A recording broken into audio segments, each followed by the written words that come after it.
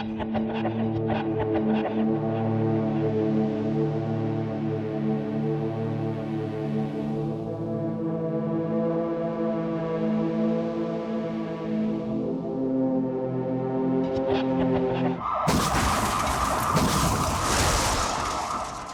here? Police find the body of a man lying in a ditch 60 feet from the wreckage of his car. Can a few pieces of plastic tell investigators what happened? I've got a fail to remain here, and I need to investigate this further. Then in Maryland, the driver of a pickup truck turns a holiday celebration into tragedy for a grieving family. Surviving the wreck, he seems to simply vanish into thin air. Still has the potential to kill again. And in New Jersey, a young girl is killed crossing the street. Can her remains tell investigators who dealt the fatal blow? Every year, violent collisions kill 40,000 Americans and injure another 3 million. But there is no such thing as an accident. Every collision has a story, as unique as the people involved. Rusty Haight is a leading authority on accident reconstruction. He trains investigators around the world to read the clues and solve the mysteries. Accident investigation is one of the more challenging assignments in police work. There's not a lot of folks that'll stay with it for very long, and there's a good reason for that. These dedicated professionals can be in the middle of a family celebration, a holiday gathering, a birthday party, and the next thing you know, they're called out to handle a really messy situation on the highway. While the rest of us can stay with friends and family, these are the folks that have to go out there and pick up the pieces of a tragedy. On the drive home, Michael Richards and his wife Sandy are still reveling in the glow of a lavish company party thrown to celebrate the holidays and ring in the new year. Leaving the party late, they've left themselves only a few hours to prepare for the arrival of their daughter and 2 grandchildren early the next morning. But as they wind around a bend in the road, their attention shifts to a pair of headlights that blind their view. There is no time to react, and in a heartbeat, it's over. Rescue workers arriving just minutes later work frantically to free the couple from their car, knowing their lives hang in the balance. Barely clinging to life, Sandy and Michael are rushed to a nearby hospital.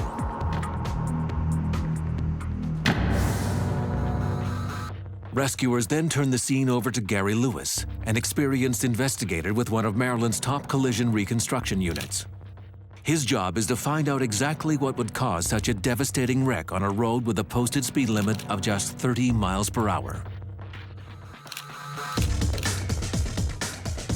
When I arrived at the scene of this wreck, I found a pickup truck that was partially off the roadway. The front end was off into the woods. The back of the truck was still sitting in the westbound lane of the roadway. It was evident that the front bumper of the truck had what we call overridden the front bumper of the car. In other words, it wasn't a bumper-to-bumper hit, but the bumper of the truck went over top of the bumper of the car. Therefore, a lot more damage was caused on the car. Both occupants had been transported from the scene, and the driver of the truck was nowhere to be found. An empty car at a crash scene fills investigators with dread. Virtually any impact a victim experiences when thrown from the vehicle can produce a fatal head or spinal injury. The way the wreck happened, theoretically, somebody could have been ejected from that vehicle. So members of fire rescue personnel that arrived on the scene and police department personnel checked the surrounding area for several yards back into the woods to see if anybody had been ejected, and they came up with nothing. Gary Lewis can only assume that the driver of the pickup was able to walk away from the scene, but he is certain that the driver is injured, most likely suffering from shock. So when someone goes into a state of shock, their vital organs are starved of oxygen. They can be confused, disoriented, they can wander off. And in a worst-case scenario, should they collapse, if aid isn't brought to them soon enough, they can die because they fail to get enough blood supply to all the internal organs of their body.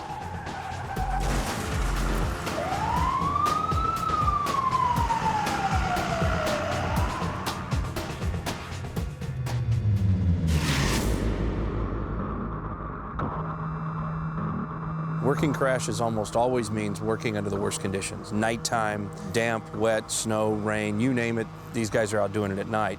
Tonight it's a little cold, it's a little bit wet, there's crashes spread out all over the road and into the forest. We're out here in the middle of nowhere and we got a missing driver. This guy could have walked off to get help, could have walked off disoriented, and some injuries set in later, and he may not make it out of the forest. Trying to recreate a crash from bits of debris and wreckage is always a monumental challenge. Despite that fact, Lewis needs to use what evidence remains to find out exactly what happened. Given the extent of their injuries, Lewis knows he may never get the chance to ask the Richards what they saw. The wreck's already happened when we get there, so we have to deal with from crash to final rest. So we have the post-crash energy, and we need to use that into some type of formula that's going to tell us what came into that wreck. The car had been traveling westbound, was hit and redirected back eastbound. And then knowing the weights, you can calculate what kind of energy it would take to redirect that car back in the other direction a certain distance. Based on that, I obtained an impact speed of the truck at a minimum of 46 miles an hour. Using detailed measurements and a survey of the damage, Lewis determines that the pickup truck was well over the speed limit of 30 miles per hour at impact. But evidence ripped into the asphalt has more to tell about the pickup's role in the crash. Well, Gary, you got night, the weather against you. What do you got in this one? This pickup truck was traveling down this direction, apparently lost it on the curve. It came across the center of the road. Two vehicles impacted back here. We have gouge marks in the road, some scrape marks coming out to where this car ended up. And then the pickup truck rotates through the crash and ends up leaving these scrape marks to its position of final rest back here. Came over on the wrong side of the road on the curb, it looks like. Well, you got some to work with. Good luck to you. Gouges and scrape marks have clearly put the pickup truck in the wrong lane at the moment of impact, but that's only one factor in the crash. To determine if this was a criminal act, Lewis needs to know what would cause the driver to lose control. Why was there so much damage done to the Richards car? And how was anyone able to walk away from a scene of such destruction? Coming up, police begin a desperate search for the missing driver of the pickup. And later, can two conflicting versions of a fatal crash both be wrong? A young girl's tragic death seems beyond explanation. A holiday celebration suddenly turns tragic for a middle-aged couple. Despite the heroic efforts of rescue workers to free them from their car and get them to the hospital, their work was in vain. Michael Richards is pronounced dead on arrival. His wife Sandy remains in critical condition. Inspector Gary Lewis has determined that their car actually went from traveling forward at 30 miles per hour to moving backwards in a fraction of a second. Unlike the driver of the pickup truck, the Richards experienced an almost instant change of direction that produced massive internal injuries. It's what police call a fatal Delta V. All right, Delta V, the change of velocity for a given crash, is really a way of rating the severity of any car crash. We know it takes place over a certain fixed period of time. What we're defining with the term Delta V, or change of speed, is how bad, the magnitude of that change over that little period of time. And that really leads us to an understanding of injury. For example, a car that's moving forward at some speed and is stopped in the collision and driven backwards has not only an increased change of speed compared to one that simply stops at a crash, but also exposes the occupants to a greater potential for injury. As the change of speed increases over a short period of time, folks get hurt worse and worse. In other words, it's not direct impact with metal or glass that does so much damage to the Richards' bodies, but rather an instantaneous change in direction. This sudden shift puts catastrophic force on the heart and other organs. Massive internal bleeding usually follows, and this leads directly to Michael Richards' death. But the driver of the pickup is not nearly as vulnerable. His higher mass and greater speed at the time of collision keep his truck moving forward. Still, a collision at that speed is almost certain to cause multiple injuries and shock. The driver's life is also in grave danger. With the search on in earnest, Lewis gets two crucial pieces of information. A witness reports seeing the driver flee from the scene just moments after the collision. Another call to police reports a confrontation with the driver himself. Hey, I'm almost ready. What? Look, I got in a wreck and I might have killed someone. Look, I gotta go. Get off me. His name is Reggie Dowd, and he's not in good shape. The co-owner of the truck made a phone call to the police and reported that her boyfriend had come to her house, taken her car, pretty much by force. He threatened her. I don't know. He was limping, though. I don't know. He just came in here. He was limping. He said he might have killed someone. He took my keys, and then he left. No. She also told the police that he was drunk, had been drinking, and that he was high and said he smoked crack cocaine. What we have is a person who's already been involved in one wreck and killed somebody with a vehicle. Now he has another vehicle and he's back out on the road again. It's like a murderer walking away with a murder weapon. He still has the weapon, he's still in the same condition he was, and he still has the potential to kill again. In a situation like this, it would really help to know the extent of the driver's injuries. Does he need medical attention? Will he be looking for painkillers? Can he mask his injuries when he goes to see a doctor? Let's see if we can't help out.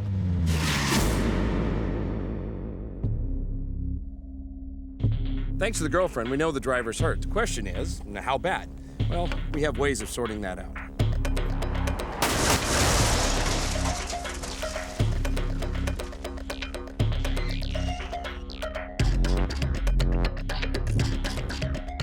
A dummy with a little paint reveals what typically happens to someone in a head-on crash. The seatbelts and airbags are going to work together to protect the head and upper torso, but they do that at the expense of the lower extremities. Knees and ankles are still going to be tangled up in the underside of the dash and the steering column. Look at that ankle. An injury like that, when you make contact with the floorboard or the brake pedal, it's going to hurt. If this dummy could talk, he'd probably be asking for more than aspirin. As police continue to search for the injured Reggie Dowd, Gary Lewis returns to his office to examine each vehicle's SDM module.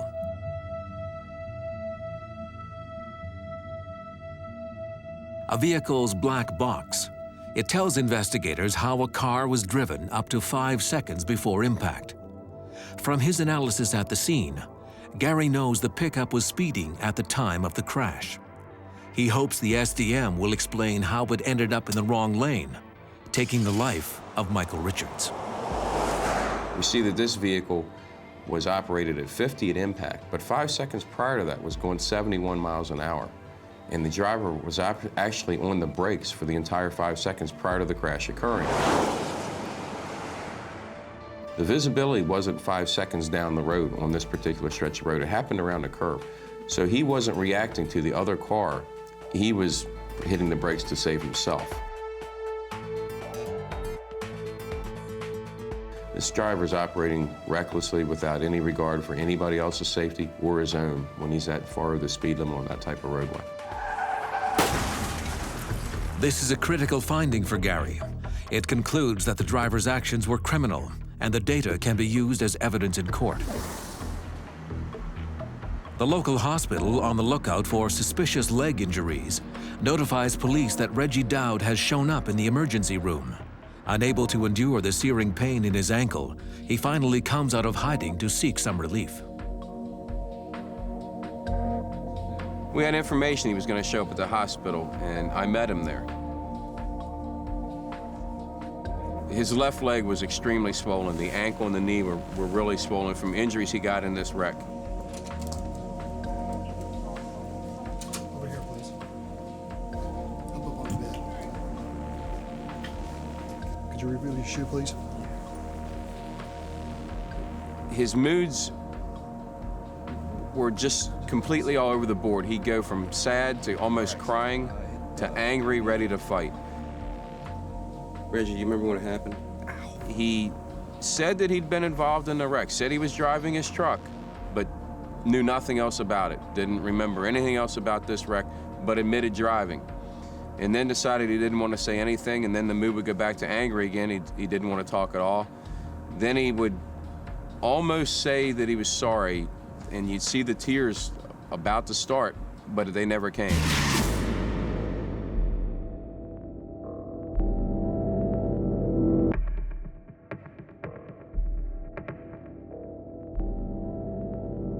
Gary's in a tough spot here. He's got good physical evidence to work from. He has information from Reggie's girlfriend that suggests Reggie's condition's impaired, but she doesn't see him driving at the time of the crash. He's got injuries on Reggie. Reggie's injuries are consistent with the crash itself and the crash dynamics, but they need something more. So we have driving dynamics. We have the data from the reconstruction and the data recorder, and that tells us more about the crash. can relate that to the injuries, but he's looking for that one last bit of evidence to tie Reggie back to this car and this crash. Suspicion's not enough. He's going to need something more. One of the first things I thought was fingerprints. And then I realized, well, if it is his car, his fingerprints are everywhere. And I thought DNA, because it's the latest, greatest thing, even more definitive than fingerprints. So I thought, perfect, I'll get DNA. And then I realized, well, again, being his car, his DNA is everywhere. And then it hit me, except for one thing, or one place. And that is something that only comes out and only exposes itself in a violent wreck. The airbags of the vehicle. That airbag explodes right in front of your face. Your DNA is going to be deposited on it when you hit it, whether you want it to or not. Yours and nobody else's, unless there's two people in the car and they both happen to hit that bag. That was my best shot. I got a search warrant and seized that airbag and eventually got a match with the suspect's DNA. With all of the information finally in hand, Gary can now give a full account of what happened on a dark December night in rural Maryland.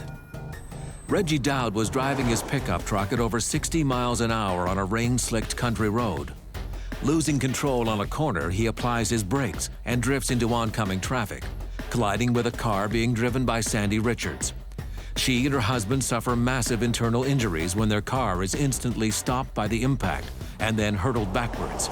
Michael Richards is pronounced dead on arrival at the hospital, but his wife Sandy miraculously survives and eventually makes a full recovery. Despite Reggie Dowd's efforts to flee the scene and deny any involvement in the wreck, Gary Lewis was able to establish that Dowd was speeding at the time of impact, that he was in the wrong lane, and that he was ultimately the cause of the crash. Dowd eludes charges of driving while intoxicated, but indisputable DNA evidence leaves him little choice but to plead guilty to manslaughter by automobile and hit and run.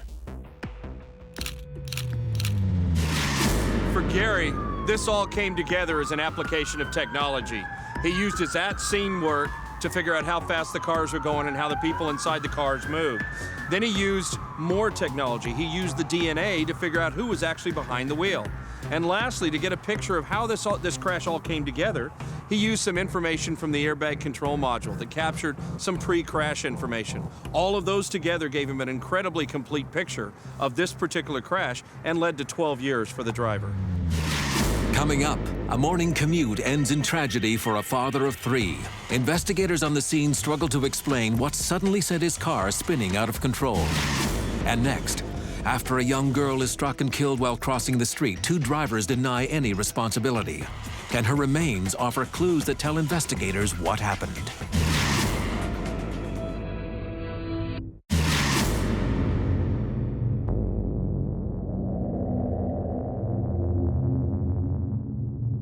For a driver, seeing a pedestrian or seeing something in the road is not about visibility, it's about what's called conspicuity.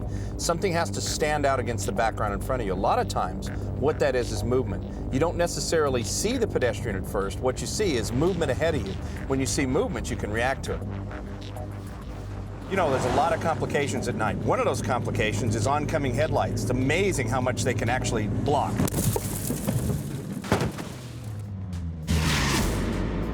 Accountant Benjamin Davis is coming back from an office happy hour. He's worried because the gossip was all about company downsizing. It's a real distraction, and these SUV headlights coming at him don't help. Half a mile down the road on the side of the street, Miranda Smith is in a hurry to get back home after a tough 10-hour shift at work. She's almost there. She just has to cross the street and the vacant lot behind it. But fate has other deadlier plans.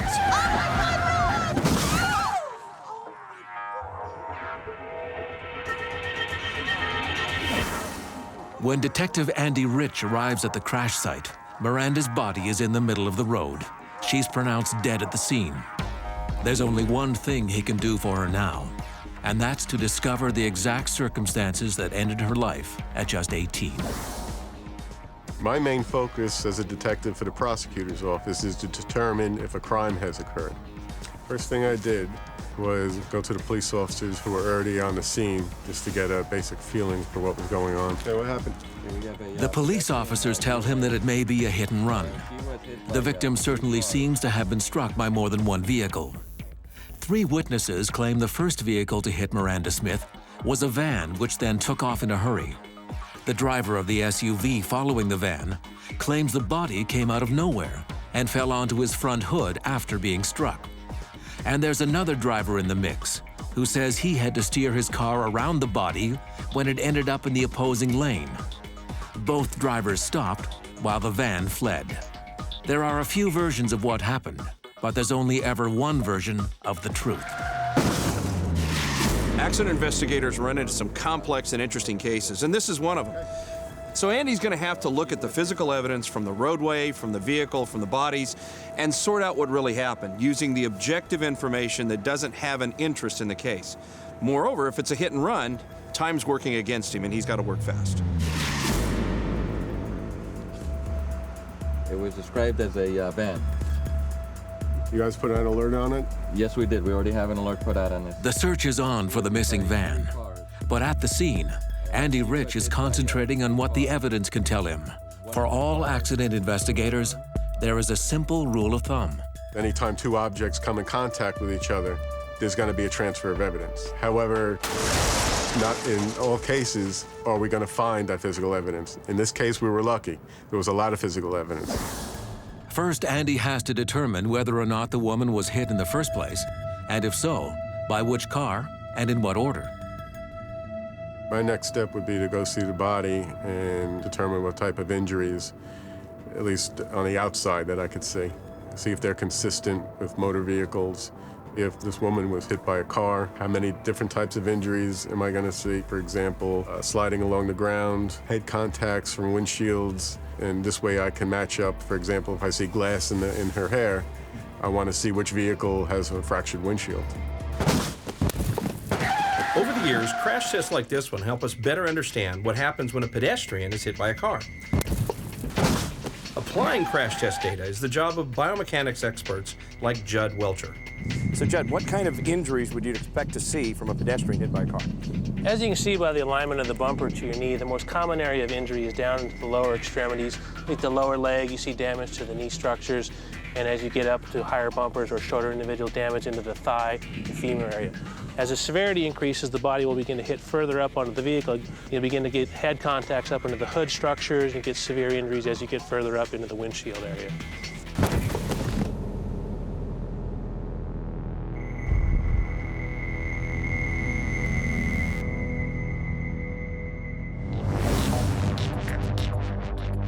Andy Rich sees signs of injuries just like those, but he doesn't yet know which vehicle hit her or how many times she was struck. His findings here will be critical as they could lead to jail time for one or both of these drivers. Andy's first move is to talk to the driver of the car. So you want to go back to your car, meet the officer over there? Benjamin Davis says he didn't see the teenager getting hit by any other vehicle. Come with me. He says the body just appeared in the middle of his lane, and he barely missed it by swerving hard. I swear, I mean, she like jumped out at me. I barely missed her. I was just going, I was listening. The driver of the car told Dad he didn't hit the woman at all. Rich needs to check out Davis's story. First, he takes another look at the body to see if it can offer up additional clues, and it does. He finds a colored smudge on the woman's sneaker that looks very similar to the color of Davis's car. His next stop is the car's rear end. When I looked at the car, I found what I believed to be blood stains in front of the rear wheel. I also found bloody tire prints, 4 of them, led from the body to where the car parked. It appeared just on its face that this vehicle had contact with the body. But just to make sure, I measured the distance between each tire print and calculated what the radius of the tire would be that left. It looked like that tire from the car made those 4 prints. Also, the tire treads, the pattern, appeared to be consistent with what we saw on the roadway. A good accident investigator has to cover all the bases. Even though some red substance may look like blood, Andy's got to be sure. So he's going to run what's called a Kastle-Meyer test on the roadway and the bumper of the car. To do a Kastle-Meyer test, you have to mix together 2 basic chemicals, phenylsaline and hydrogen peroxide. You get a wet swab, you get it wet with distilled water, and rub it over your suspect stain. Put the chemicals in contact with that swab, and if it turns pink, you have a positive test, meaning that it's actually blood.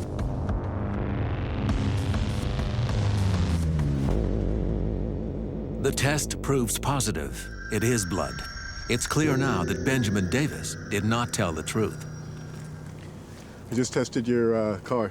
It's got her blood on it. You have something you want to tell me? I pretty much just approached him and told him, I know you're lying, that we had tire prints leading from the body to his car, and that we tested the surface of his car, and it tested positive for blood, so we knew that his vehicle came into contact with the body, at which point the driver admitted that the body bounced into his car.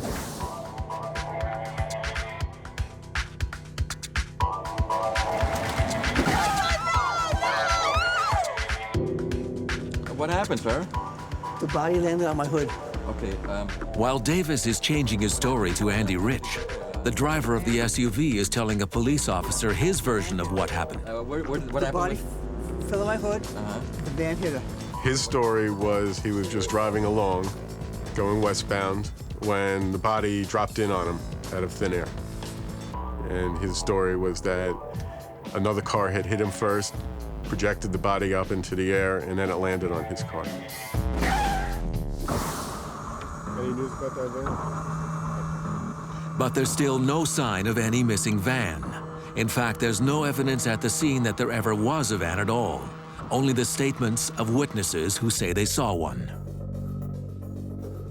We were unable to find any parts from another vehicle. I started doubting then that there was actually another vehicle. If it turns out there was no van, it's either the car or the SUV that hit the teenager first. Rich is still trying to figure that out. But more than that, he's working on the how and why she was hit in the first place. Coming up, a little piece of fabric turns Andy Rich's investigation 180 degrees. And later, can headlight fragments explain why a car mysteriously tumbled out of control?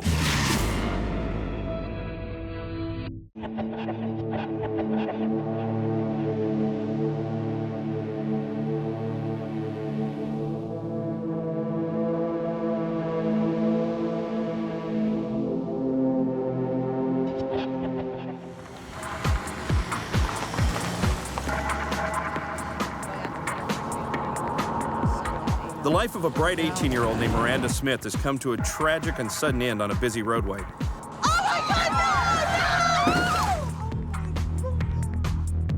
She was hit by at least two vehicles, a car and an SUV.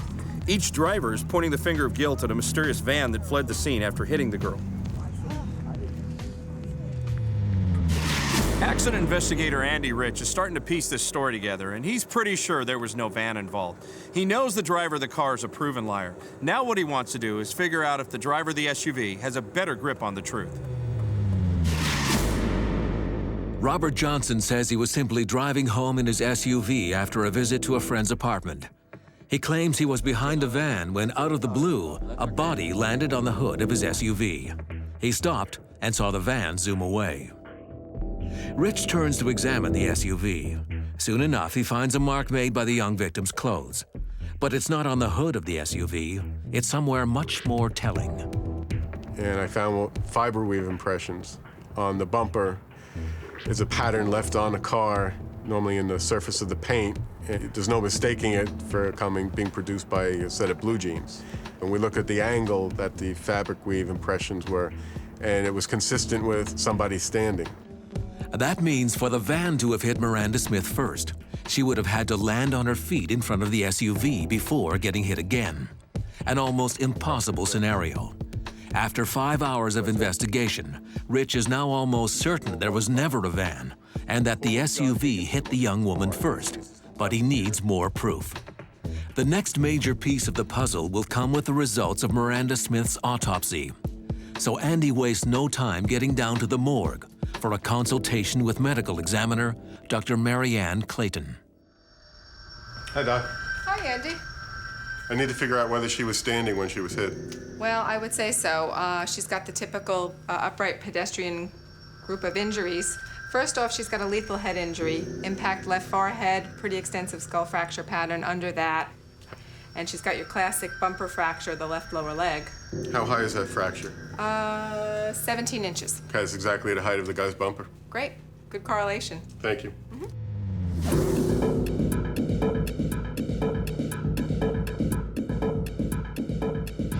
Prosecutor's office. Dr. Clayton's report confirms Andy's working theory. The lethal head wound is consistent with a windshield strike to a standing pedestrian. Likewise, the broken fibula bone shows that Miranda's legs were virtually cut out from under her by a fast-moving vehicle, exactly the same height as Robert Johnson's SUV. After his visit to the medical examiner's office, Andy had the SUV towed to this garage. He wants to eliminate the hit-and-run scenario once and for all. Evidence from the fiber weave on the bumper and injuries to her body show that Miranda Smith was hit by the SUV while she was standing. Now he'll examine the blood spatter on the SUV. That may turn out to be the most revealing evidence of all. If we look up in here at these blood stains, you see that they all have directionality. It's a blood drop that has a tail to it. And if we look at all of these tails and we trace the directionality of each of these blood stains, we'll see that they all converge at this windshield wiper spindle here. And you can see where the hair is deposited. This tells me that the woman's head had come into contact with this windshield wiper spindle. And then the blood sprayed up in this direction, causing these stains. What we don't see is any indications that the body could have just dropped in from the sky, for example, getting hit by a vehicle first and then falling in. If that were the case, we would see a nice circular drop of blood without any of the tails. Since that's not here, we could pretty much eliminate that this body just dropped in. The witnesses say there was a van, but the physical evidence proves without a doubt that this was simply not the case. In a serious accident like this, the witness is first getting very much bombarded with emotions. Their emotions are heightening. As a byproduct of that, their perceptions are decreasing because it is a different part of your brain that incorporates emotions than what incorporates thought processes. So as your emotions heighten, your thought process actually become disorganized. The circumstances surrounding Amanda Smith's death are now clear to Andy Rich. First, she was struck by Robert Johnson's SUV, a collision that whipped Miranda's legs out from under her and flung her headfirst into the windshield. The body was then thrown into the opposite lane, where it was hit by Benjamin Davis's car. But there is still something bothering Andy. He needs to know why Robert Johnson didn't see the woman. After all, she was in the middle of the road, and there's no indication of swerving or braking. This is a key question because it could determine whether Johnson's actions were reckless and if criminal charges should be filed. My main focus as a detective for the prosecutor's office is to determine if a crime has occurred. I asked him if he had his headlights on, if they were working, and he said they were on and working. But that's not enough. We need to go to the physical evidence to see what the real truth is. Hey, Andy, what do you got? I'm looking at these light bulbs here. I want to see if this guy had his headlights on or not at the time of the crash. So this is the marker light. There's a light on the side of the car. And I'm looking at the filament here, and it looks like we got some hot shock. This one is stretched out, so this is telling me that this light was on at the time of the collision. So let's go a step further and look at the headlight.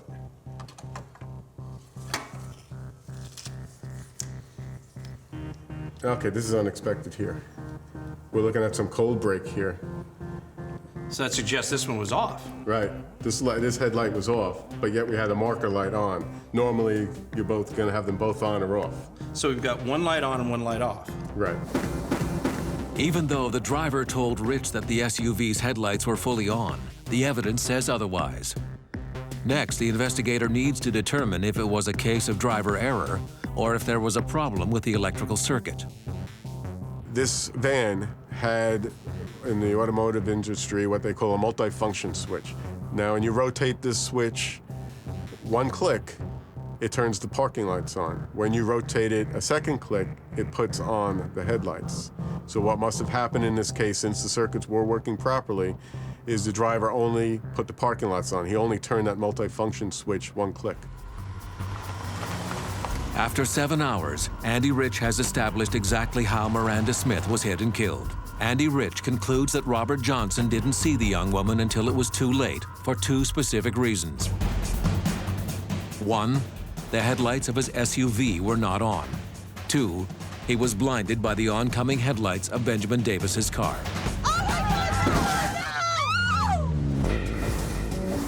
In the end, no criminal charges were actually filed. Both drivers tried to get themselves out of any potential blame by making up parts of their stories. While that may not be a crime, it's not exactly honest either. And it made Andy Rich's job a lot more difficult. There are a number of reasons for pedestrian crashes. On the pedestrian side, wearing dark clothing and entering where there's not enough light or where a driver wouldn't expect you is not a good idea. On the driver's side, there's distractions, there's oncoming headlights, a number of different reasons a driver may not readily see the pedestrian entering the road. One last thing that driver can do, though, is make sure the lights are turned on all the way. But for the turn of a switch, this pedestrian would still be alive. Next, investigators trying to solve a single vehicle crash that killed a father of 3 make a startling discovery at the scene, one that dramatically alters the course of their investigation.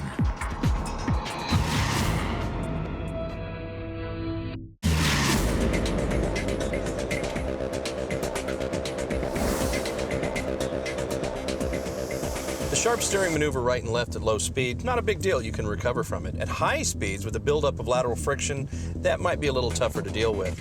In Toronto, we have a single vehicle rollover that looks like it came from such a maneuver, some sort of steering input. Investigators there are trying to figure out why.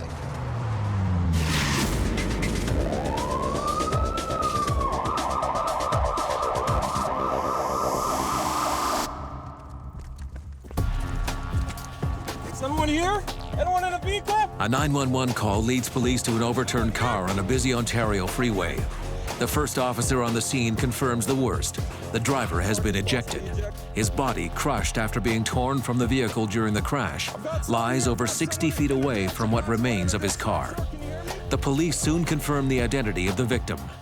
His name is Paul Taylor, a local father of 3 who left home early this morning, hoping to avoid any heavy traffic heading into the city. Brad Muir is a senior reconstructionist with the Ontario Provincial Police. He leads a team of investigators who respond to fatal crashes on some of the area's most heavily traveled expressways. Their job is to solve a mystery. Why did this car suddenly roll over? And who or what was at fault? A single vehicle crash is the most difficult scenario they face. They offer few clues to help investigators determine what went wrong. When I first came on scene, I was confronted with this vehicle that was rolled over on its roof, partly on the roadway, partly on the shoulder. And it was obvious to me that he had rolled over, and I saw that because as I was walking down the asphalt, there was an area of scraping where the vehicle was on its roof and some paint transferred onto the road, broken glass from one of the windows that shattered upon impact when he rolled over. And, I had to look at this vehicle, and there's no obvious cause on the roadway of why this vehicle rolled over. I had to get down and have a closer look at the vehicle for any damage or something that might have caused him to wind up where he did. Brad and his team have just showed up on a rollover crash. You've got somebody ejected, they're dead. And the problem with that is you can survive rollover crashes with a simple fix. That would be seatbelts. Seatbelts keep you in the car protects you in the rollover. That's an easy fix. Unfortunately, folks don't take advantage of that, and in rollovers they get killed. Now, these guys have got an interesting crash. They've got a very limited amount of evidence to work with, one vehicle on scene. We don't know if the guy was asleep at the wheel, was run off the road. What happened, they're going to have to sort out, and they'll do it with what little they have to work with right now. Rollovers are extremely violent events. If this one was caused by a mechanical failure, it would be an easy thing to spot, but nothing stands out. Instead, it appears as if this car just suddenly became airborne at 50 miles per hour and began tumbling down the road. A survey of the wreck offers little to investigators until Brad Muir discovers an odd stain on the back bumper. Well, looking at the back bumper of the vehicle, I noticed there was a paint transfer and some paint chips on the back of the bumper. Now, You know, a vehicle of that age, and of course in a city, it's not always the smoking gun. You know, there's a lot of cars just walking through any parking lot. You'll see scuffs and scrapes on their bumpers. It's a matter of trying, if you can, to isolate what would constitute fresh damage or fresh transfer versus something that's been there for a while. It can be very difficult sometimes depending on the age of the vehicle. Fresh damage would suggest that another car was involved in this crash. Paint can be transferred from one car to another on impact, but only further tests back at the lab can confirm this suspicion. Given the extent of the damage, Brad concludes that the vehicle was moving at high speed, and therefore it took several seconds to come to a stop. Whatever caused the driver to lose control took place at least 1,000 feet up the road. So you got a pretty good crash scene here. What have you got? Well, I've worked about 1,000 feet back up the road, and I have a lot of nothing at the moment, just some evidence from this car where it rolled over and some scrapings off the back bumper. Everything else is pretty much gathered in this scene here, and that's all from this car. So far in here, it's all from this car. I have nothing that indicates to me another vehicle was involved. After an exhaustive survey of the crash scene, Bureau opts to search for more evidence further down the road beyond the original point of impact.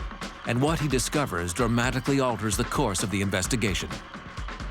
When I walk down the road and I start to see, you know, a puddle of antifreeze or engine coolant on the roadway, you know, that could just be a rat hose letting go. But then when you couple that with some broken car parts in the same area right adjacent to it, it's not any one of those things by itself, but when you couple all those three things together, you know, now I'm on the right trail. Now I'm pretty much, I've got to fail to remain here, and I need to investigate this further and see if I can identify that other vehicle that's no longer in my scene. Brad Muir's team has solved one mystery but are now faced with another. Evidence gathered at the scene tells them a car that rolled over and ejected its driver was actually struck by another car. Investigators now realize they are in a race against time to find a driver who has caused one fatality and may still be behind the wheel. They may only have a matter of hours before this driver disappears into a sea of commuters and is lost to them forever. Coming up, can a few specks of paint and a broken headlight bring a hit-and-run driver to justice?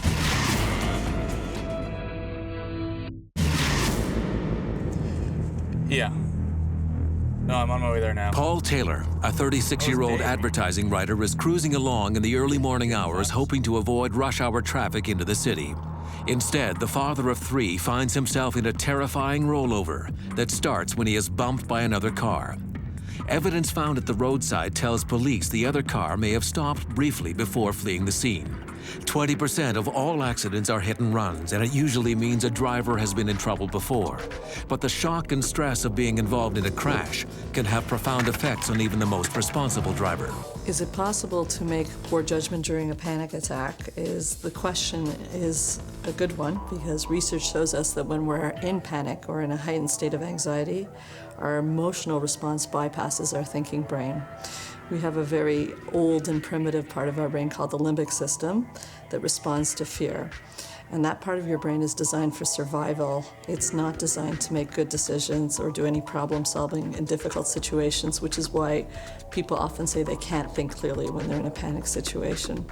Basically, at that moment, it's as if your mind is saying to your body, you're in danger, get out of here, and get out of here quick.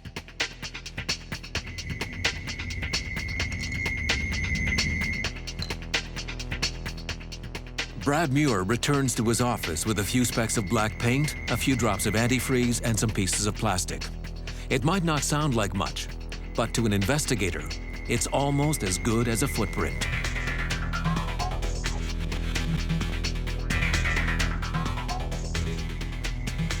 Well, I've got a gray piece of a headlight. It's the backing to a reflector lens for a headlight. And it's got what appears to be a part number for a General Motors vehicle. It's got the prefix GM, which indicates to me General Motors. R for right, so I know it's a right-hand headlight.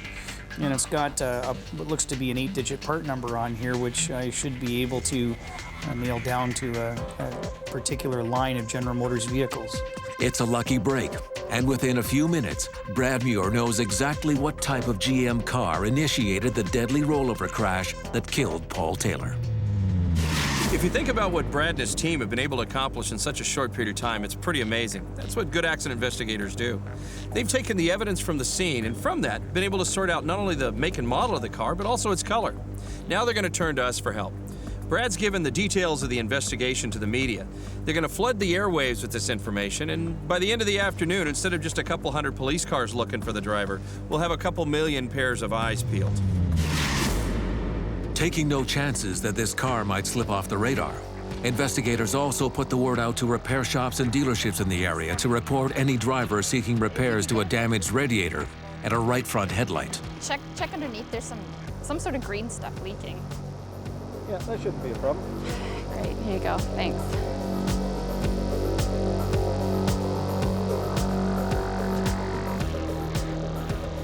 Less than 24 hours after arriving on the scene of a fatal rollover, Brad Muir is called to a garage that suspects they may have the car that initiated the crash. Margaret Dorr's vehicle undergoes a quick inspection in the garage. The telltale signs of damage Muir had anticipated are enough to secure a warrant to seize the car and to examine its SDM module, or black box recorder. I downloaded the airbag control module known as the SDM, or Sensing Diagnostic Module, for this vehicle. It had a bit of an event data recorder portion where it recorded some information for the bullet car, or the striking vehicle.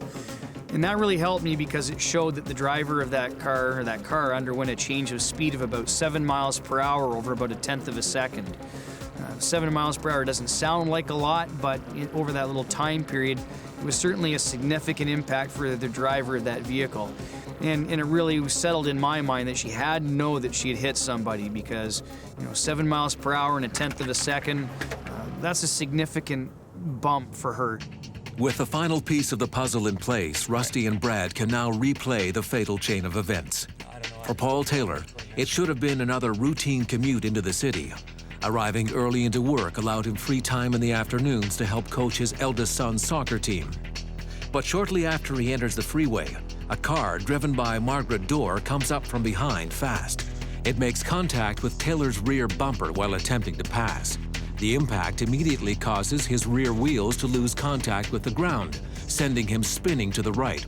When his wheels touch back down, they dig into the asphalt and hurl the car onto its side, sending it rolling thousands of feet past the point of impact. Unfortunately, Paul Taylor is not wearing a seatbelt. In an instant, he is launched out through the driver's side window and into the ditch. He dies from severe trauma to the head and massive internal bleeding. Margaret Dorr, on the way into the city to take her final college exams, flees the scene. But Brad Muir discovers crucial roadway evidence and builds a dragnet that eventually lands her in court. Margaret Dorr's clean driving record helps convince a judge that her poor judgment was not malicious. Instead of the 5-year maximum penalty, she is handed a 90-day sentence and her license is suspended for 1 year. The fact that investigators were forced to track her down after the crash still baffles Brad Muir. For some reason, she just decided to fail to remain and took off, and essentially turned what might have been a minor infraction, Highway Traffic Act regulatory violation, into this criminal fail to remain. I struggle at times trying to understand the human nature side of what motivates people to just take off and leave somebody else in the ditch like that. There are a couple of things we take away from this crash. First, it has to do with closing speed. A car overtaking another one in a parking lot at a low speed, let's say 10 miles an hour, doesn't leave much of a post-impact scene. The crash scene's relatively compact. Now change that out into the highway where you have 60 overtaking 50, and you have to bring those cars to a stop at some point. Have a lot bigger crash scene after the actual car-to-car impact, and a lot of times that can have disastrous results. The other thing we take away from this crash has to do with good investigative technique and a little bit of forensic evidence. Here, Brad did a great job taking little bits and pieces from the cars and brought it all together to solve a hit and run in a relatively short period of time.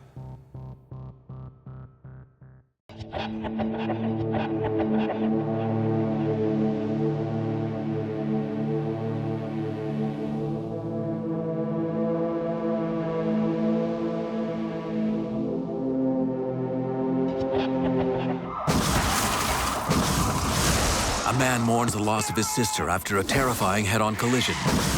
Officer. But he offers investigators few details about the driver who caused the crash and then fled the scene. Our passenger had a knee injury. My suspicion is that's where it came from. Then a domestic dispute escalates out of control and ends in tragedy. A grieving boyfriend suddenly finds himself facing a possible homicide charge, and a driver mysteriously loses control of his 80,000-pound rig, slamming into 3 cars. Can investigators figure out what triggered the deadly chain of events and who was at fault?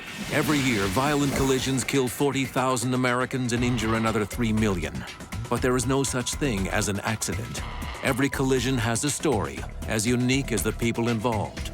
Rusty Haight is a leading authority on accident reconstruction. He trains investigators around the world to read the clues and solve the mysteries.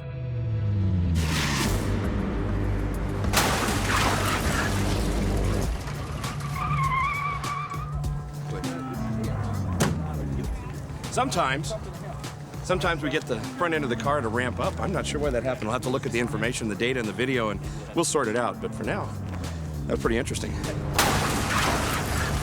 So, 40 miles an hour head-on into another car might seem crazy to you, but for me, it's pretty much just another day at the office. And there's a good reason for these kind of crash tests. We can learn a lot about the physics behind the crashes and the potential for injury. This was at 40. Imagine one at 70. Could someone walk away from that crash? Well, that's what the investigators in Maryland are trying to find out.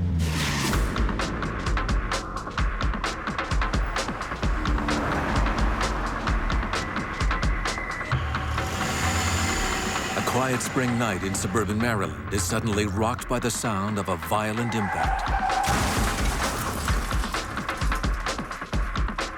2 passenger cars collide at a busy intersection. Emergency workers discover a victim in each car, both dead. The first police officers on the scene take a statement from a lone witness and immediately put in a call for accident investigator Gary Lewis. Gary's job will be to answer the tough questions. What led to this fatal collision, and who, if anyone, was at fault? His first task is to survey the damage done to a vehicle driven by 28-year-old Ken Jones. The first impression upon arriving on the scene of this wreck, it was a very violent wreck. There was a lot of damage to both of the vehicles involved. One of the vehicles was located on the southwest corner of the intersection, about 50 feet off the roadway. The other vehicle was about 250 feet, I think, south of the intersection. During the post-crash travel, it rolled, it flipped, it spun. It had damage pretty much all the way around the vehicle. And the occupant of that vehicle, they had obvious head trauma. They had obvious deformation of the chest area. That occupant was belted at the time, but because of the way this wreck happened and the forces involved in this wreck, it wasn't enough to prevent injury or fatal injury. The horror Lewis discovers in the first car is matched by the second. A young woman, Sarah Hunt, has submarined. It's a term investigators use for an unbelted passenger who slides underneath their airbag, colliding with the dashboard at high speed. There's massive swelling in the brain because of the injury to the small nerves and the blood vessels. That swelling or edema within the brain can actually increase the pressure inside of the brain to such an extent that the heart is unable to pump blood flow to the brain adequately. In that case, what will happen is that the brain will eventually die. Seeing an unbelted passenger submarine is not unusual in a head-on crash, but finding the rest of the car totally empty is surprising. Gary Lewis knows that the driver has walked away from this wreck and is likely in need of immediate medical attention. The clock is ticking. Gary's got a really tough job ahead of him tonight. He's got tire marks to deal with, gouges, evidence from the roadway, evidence from the cars. He's got folks that are supposed to have walked away from this crash. He's looking for at least one driver. This is going to be an interesting night. That anyone could have walked away from either of these cars is a real testament to the safety systems and the design of these cars, their ability to crush and absorb energy and protect occupants, airbags, seat belts, limiting injury so someone can leave the scene. Real important aspect of car safety.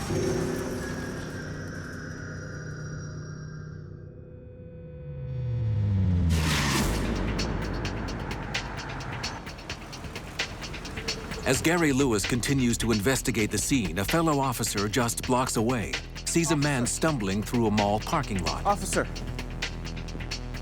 Yes, I was just in an accident. Jason Hunt flags down the patrol car and tells police he was a passenger in a car with his sister and her friend David when suddenly they crashed. He's like in his terrible twos. Everything is good. You're right. She need an ambulance? Yeah. Stunned by the impact, he came to and realized that the driver, David, was gone and his sister needed help.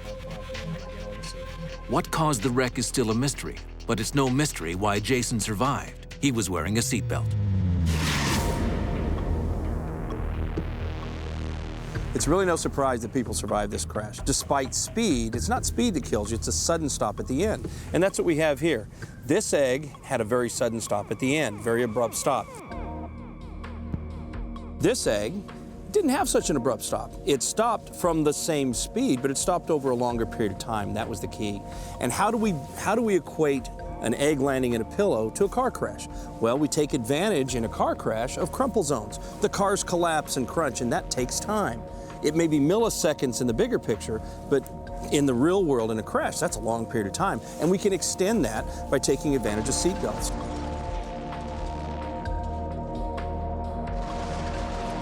Once you've stretched the belts, now you're going to continue to move forward a little bit. That's where the airbag comes into play. All of this together, we extend the time, we protect the egg. Where did it happen? It's right over there. While Jason has suffered minor injuries, he claims to remember little about the accident itself, and the driver, David, remains at large. Fortunately for investigators, a lone witness was willing to talk to police. Combining his witness statements with roadway evidence collected at the scene, Gary Lewis is now able to piece together the chain of events that led to the deadly collision. We got quite a mess here. What's going on? From what the witness is telling us and the roadway evidence we found on the scene so far, it appears we had a vehicle traveling in this direction, went to make a left down the side street, and was hit by an oncoming car. That impact knocked the turning car the whole way down there, over 200 feet from the intersection, and the striking vehicle ended up here on the curb. We got 2 dead. You've got 1 overturned. You've got a whole lot of tire marks and gouge marks and material to work with, and the other car all tore up on the curb line. You got a lot of work tonight. It's going to be a long night. Yeah.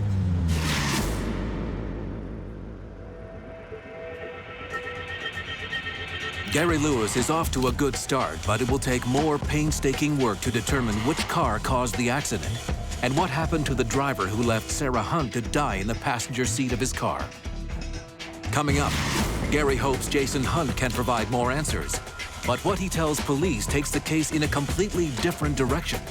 And later, a man stands accused of murdering his girlfriend. Investigators on the scene of a fatal car crash hold his fate in their hands.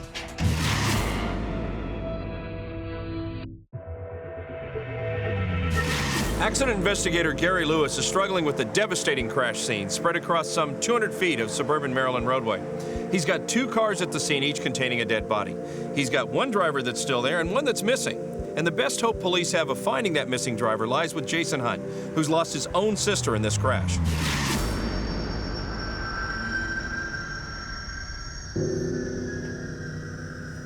All right, I'm just going to touch you lightly, okay? You let me know if it hurts.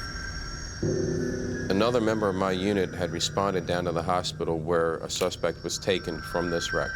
Someone who said they were involved in the wreck, but not driving. So you were in a car accident? Yeah. Okay.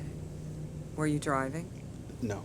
All right. They told the officer that they were seated in the right rear seat and that they were wearing a seatbelt when the wreck happened. In fact, the officer looked at this person and saw a seatbelt mark.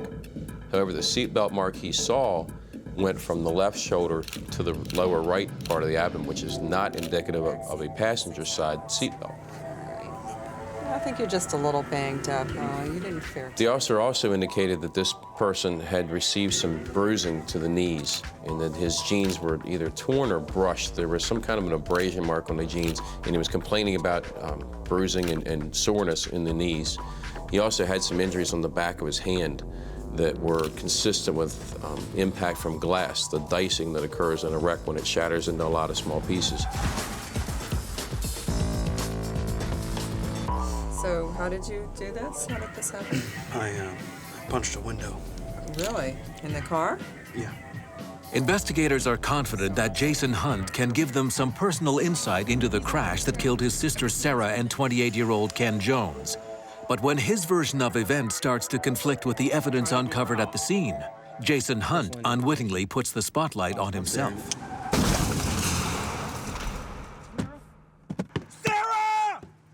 Sarah!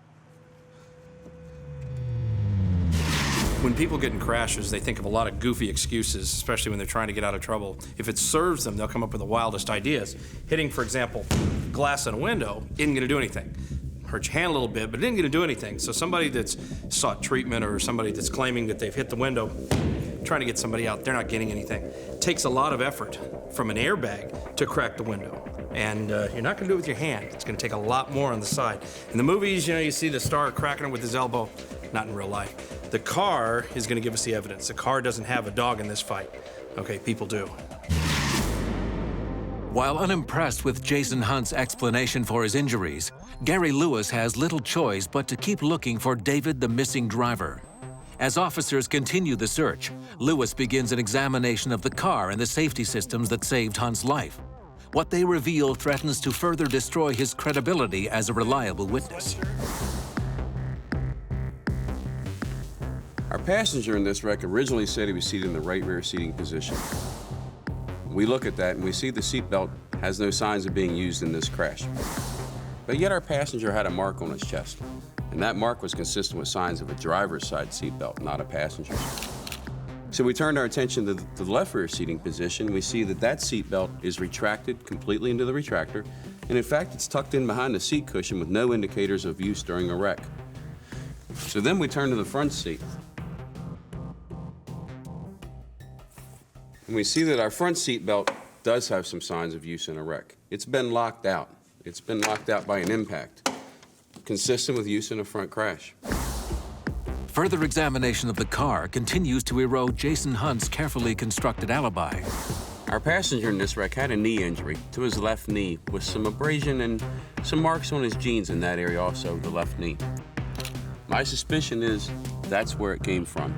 What I'll do is I'll take this dash console, send it to our lab for analysis to see if it matches up with the fibers from his pants and therefore relate that injury to that mark in the vehicle.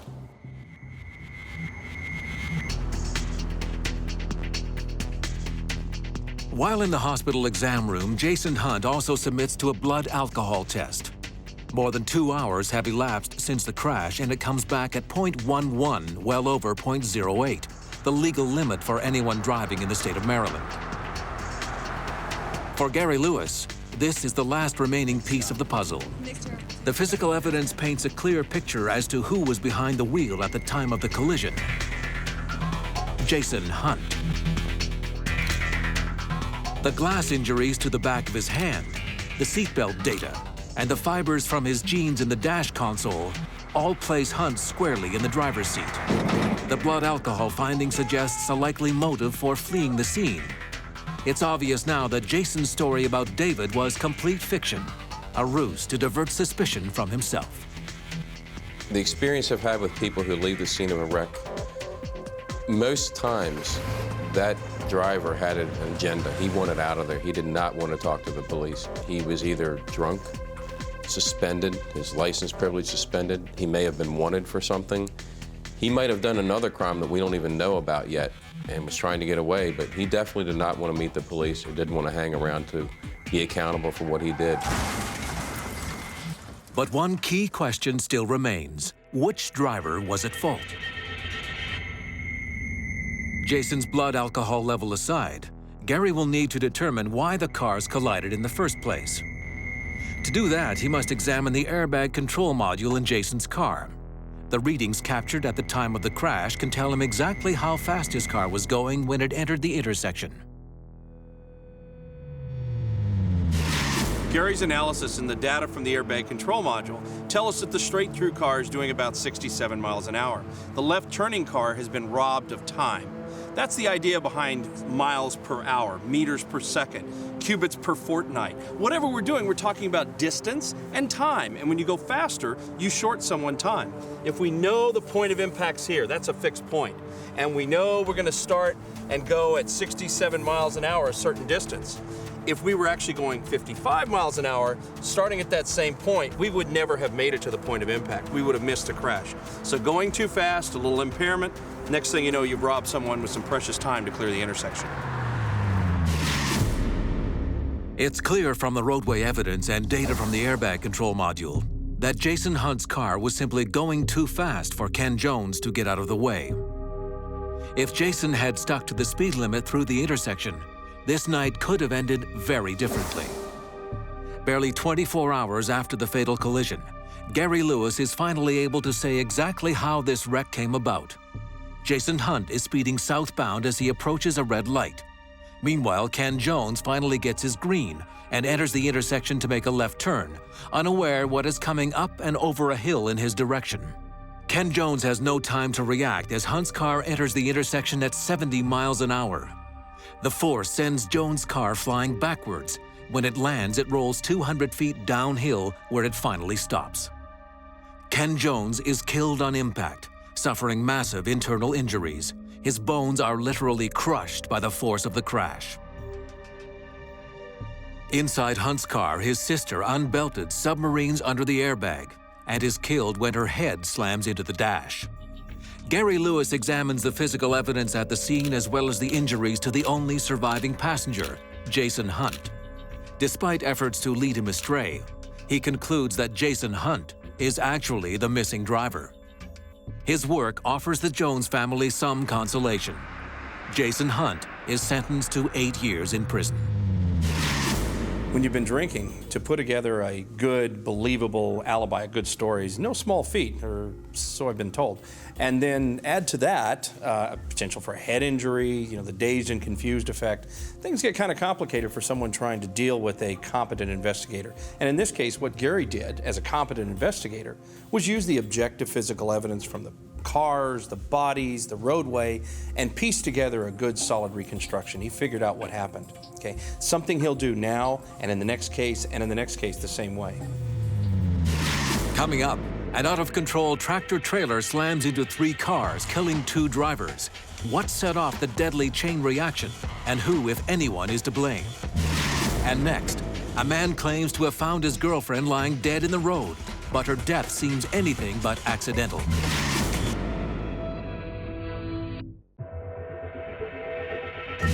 Let me see my kid, Move out of the way. No! Why don't you let me see my kid? Would you give me some money? You're out every night spending money on beer and God knows what. Oh, for crying out loud, whatever! In the early part of the evening, neighbors close to the home of a young family hear yet another shouting match. My kid! I just gave you money, okay? For what? For your groceries. Jenny Franklin and Patrick Hall, parents of a 3-year-old toddler, are at it again. The argument is about money. Money Patrick borrowed from Jenny. Wait a minute! I'm not finished with you yet! Finally, Jenny has had enough and decides to drive over to her mother's house to pick up their daughter. Upset and distracted by the argument, she makes what will prove to be a fatal mistake. She neglects to fasten her seatbelt. Patrick isn't finished arguing and quickly follows Jenny's car in his own. By the time they reach a deserted stretch of road in the Maryland suburbs, both cars are flying, and Jenny's car isn't going to make it all the way around a curve.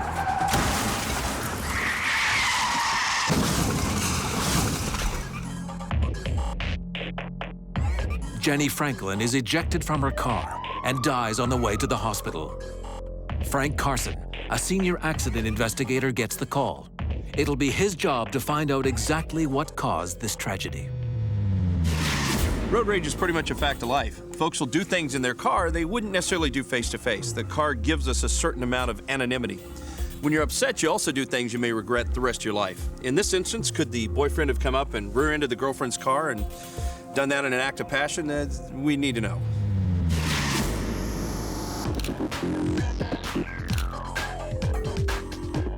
When I originally got to the scene, I had 2 cars there, and the victim, the one vehicle, the deceased, had been transported to the hospital. She was gone from the scene.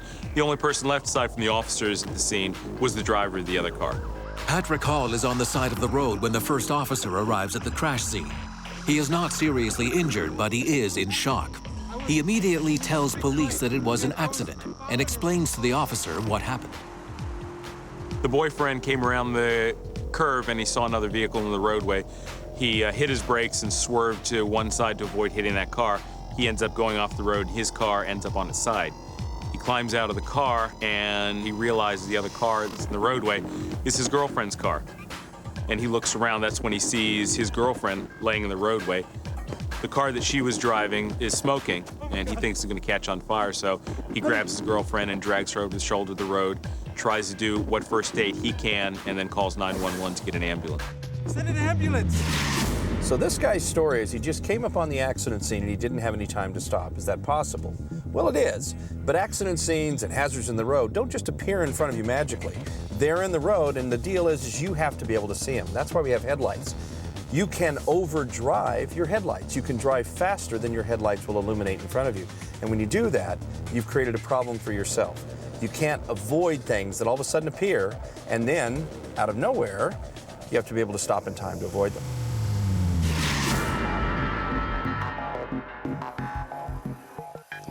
Frank Carson walks around the scene looking for physical evidence, a tire mark, a car part, any clue as to what could have caused the accident.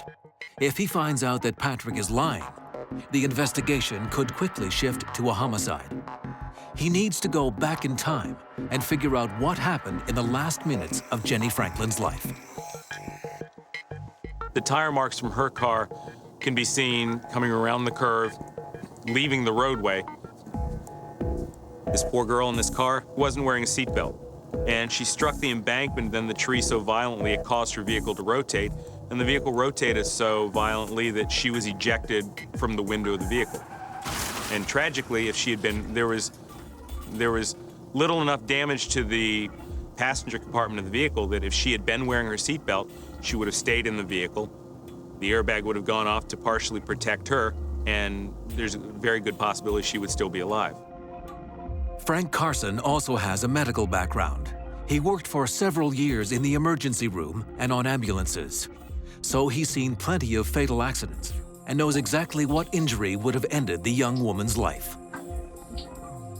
What killed her is an injury called a transected aorta. The aorta is the largest artery. It's on the top of the heart, and it's about as big around as your thumb, and it leads into the heart. When you're sitting up, your heart is, for all intents and purposes, suspended by tissue, and it just hangs there. What happens when you're in a collision and you suffer a violent deceleration? You go forward, the heart goes forward, then you go backward and the heart goes backward. Well, unfortunately, when that happens, the aorta tears because of that motion. And once that aorta tears, unless it happens right there and there's a medical team standing by, very few people survive that. Honey, This poor girl in this car, if she had been wearing a seatbelt, she would be here today, raising her child, sending him to school, and enjoying all those things that parents do. Because she didn't do this, click, put on a seatbelt, she's dead. And it's a very simple thing. It takes you how many seconds to put on your seatbelt? Second, you should get to the point where you back out, you back down your driveway, you put it on. It should be instinct. You should feel naked without it on, but people don't do that. Jenny's boyfriend was wearing his seatbelt, and that's very likely what allowed him to walk away when his car crashed shortly after Jenny's.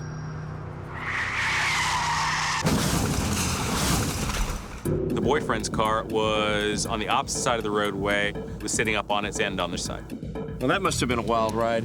You know, by the time you're 30, half the population will have been involved in a collision. And collisions bring on symptoms of post-traumatic stress syndrome. In this case, there's no surprise this guy's upset. So can you tell me what happened here? Well, my girlfriend and I, we just had a fight at the house. Indeed, even an hour after he made his 911 call, Patrick Hall is still shaken and stressed out. But she was going way too fast. And The boyfriend, when I talked to him, was walking around agitated, upset, trying to figure out how he was going to explain what happened to the girlfriend's family, to the child when the child got old enough, and trying to figure out for himself what exactly had happened. All things very typical of someone who's been in a traumatic situation, had experienced it, remembered it, and was still there. He was fully aware of what was going on. I just heard this when I swerved. Hall tells Carson it was a heated argument that led him and Jenny to be on this road, on this evening, in separate cars. For Carson, That's a key part of the puzzle and could lead to serious consequences for Hall. You don't understand. I am a father, okay? So no, you're not. You're a loser. That's what you are. When the boyfriend explained to me that they had a domestic argument, that made me think for just a couple minutes there may be something more to it than just an accident. There's a possibility that this may have been an intentional act. When you get to the scene of one of these collisions, you have to think of all the possibilities. And that's one thing that made me think this may be something outside of just, for all intents and purposes, a regular automobile collision. In other words, it's just possible Hall was angry enough to try to teach his girlfriend a lesson, maybe by giving her car a bump. If that's true, it's also possible the bump made her lose control and then lose her life. Alcohol's not a factor here, so what Frank's going to have to do is rely on his investigative skills to sort out the objective physical evidence, to figure out how fast the cars were going, who was where, whether the boyfriend was telling the truth or whether the boyfriend's going to jail. His first task will be to figure out the car's speeds. From that, he can sort out where the boyfriend's car was when the girlfriend's car left the road and went out of control. Coming up, investigators uncover more clues that seem to show a woman's death was no accident. And later, a truck driver with an impeccable safety record stands to lose it all, unless he can explain why his rig suddenly spun out of control and killed 2 drivers.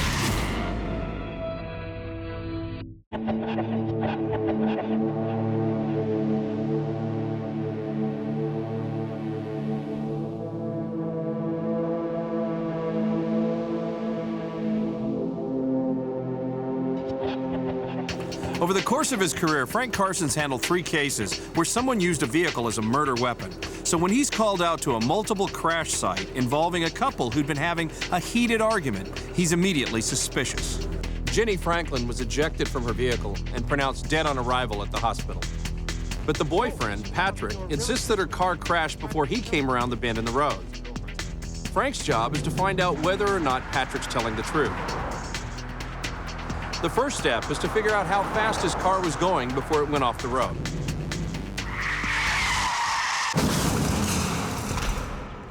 The skid marks left by the boyfriend's car are the silent witness. Frank measures the marks and he finds they're 63 feet long.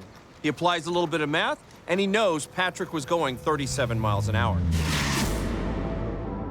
Even if he leaves the collision scene, Carson still has a lot of work to do to figure out why Jenny lost control on the curve.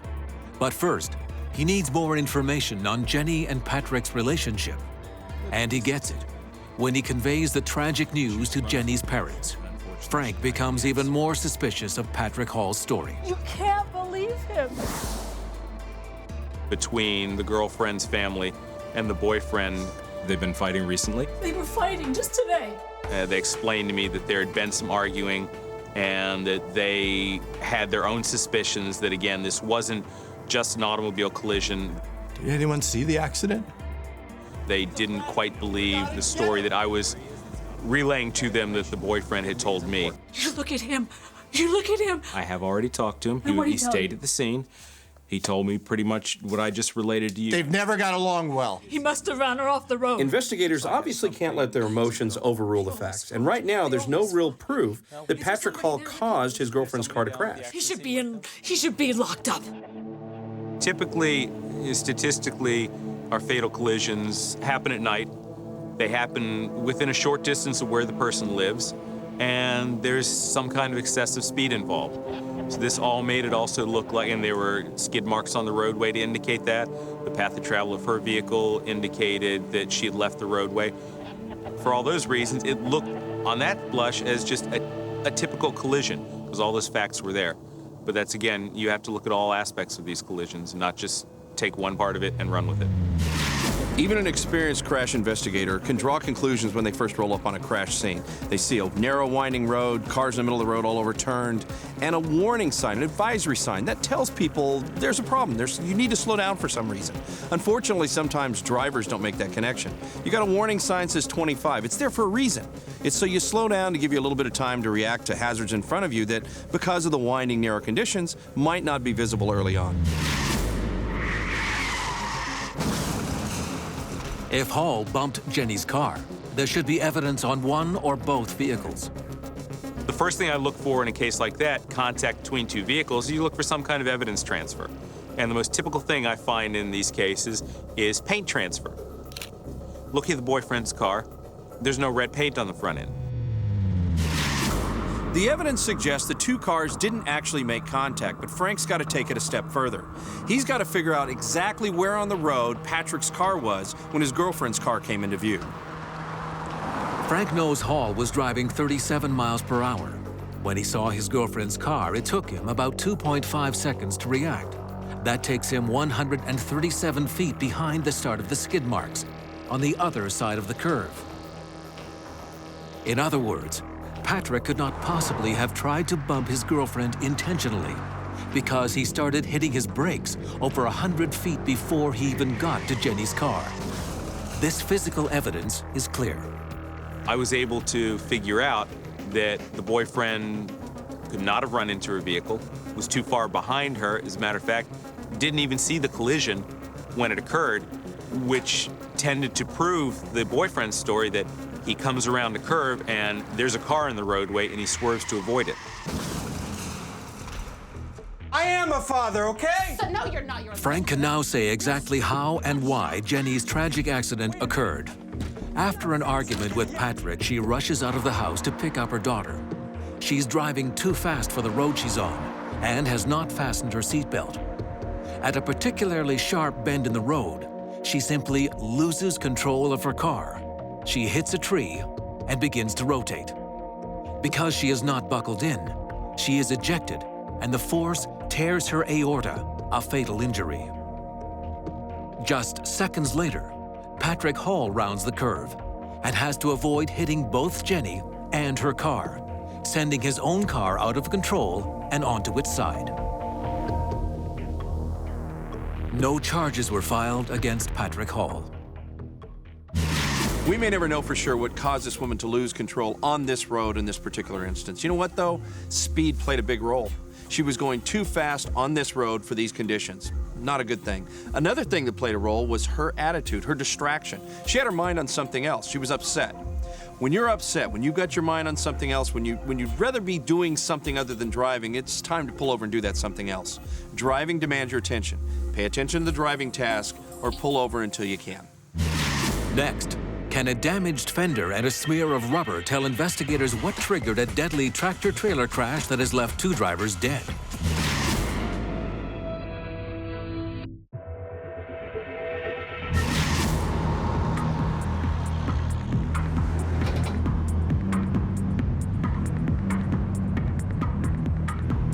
You know, being in heavy traffic is bad enough, but being behind a tractor-trailer is where a lot of drivers are uncomfortable.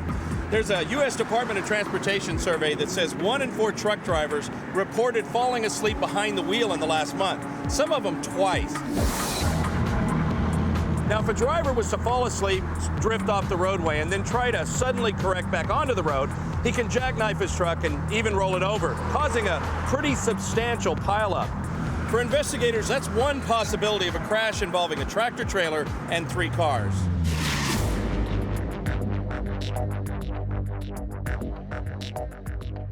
Jeff and Monica Lee are fed up with city living.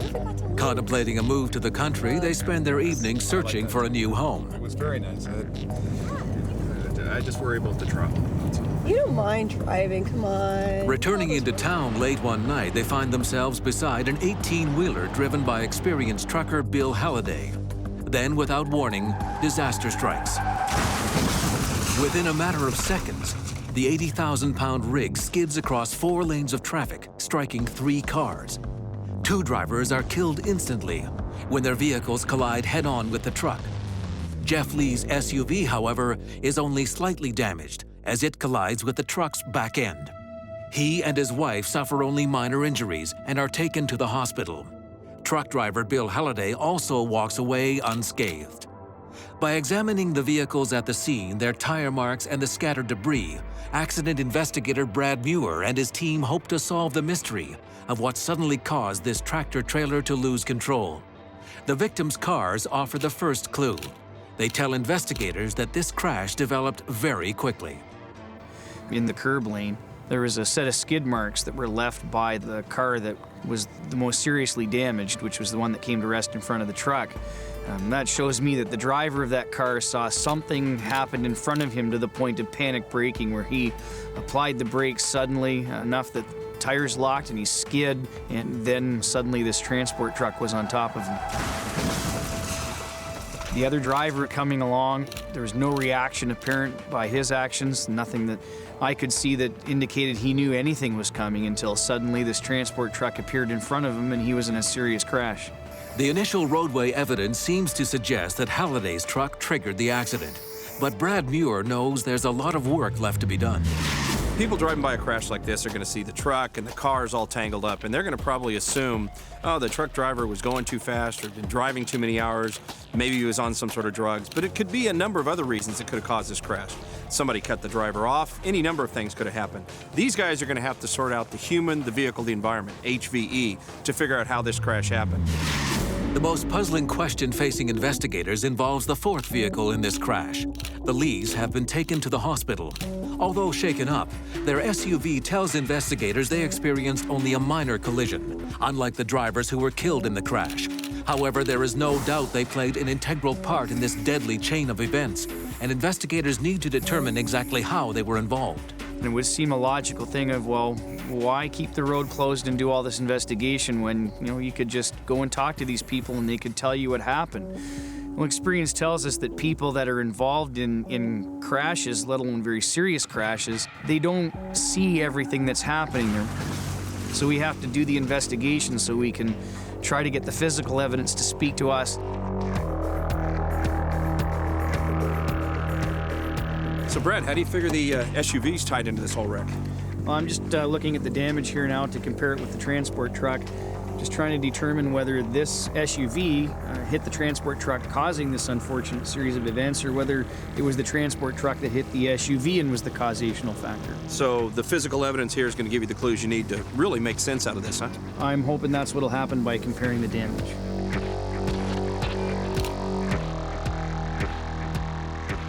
Together with members of his team, Brad Muir is trying to turn back time in an effort to determine which vehicle was at fault. The answer to that question could have life-changing ramifications for one of these drivers. He needs to know what happened in the crucial seconds before the tractor-trailer lost control. Finding rubber transfer on the right front fender of the SUV, he hopes to match it with the left rear tires of the tractor-trailer. A careful comparison will tell him who hit who and when, and ultimately, which of these drivers initiated the crash. With the truck driver looking on, Brad's team makes a startling discovery.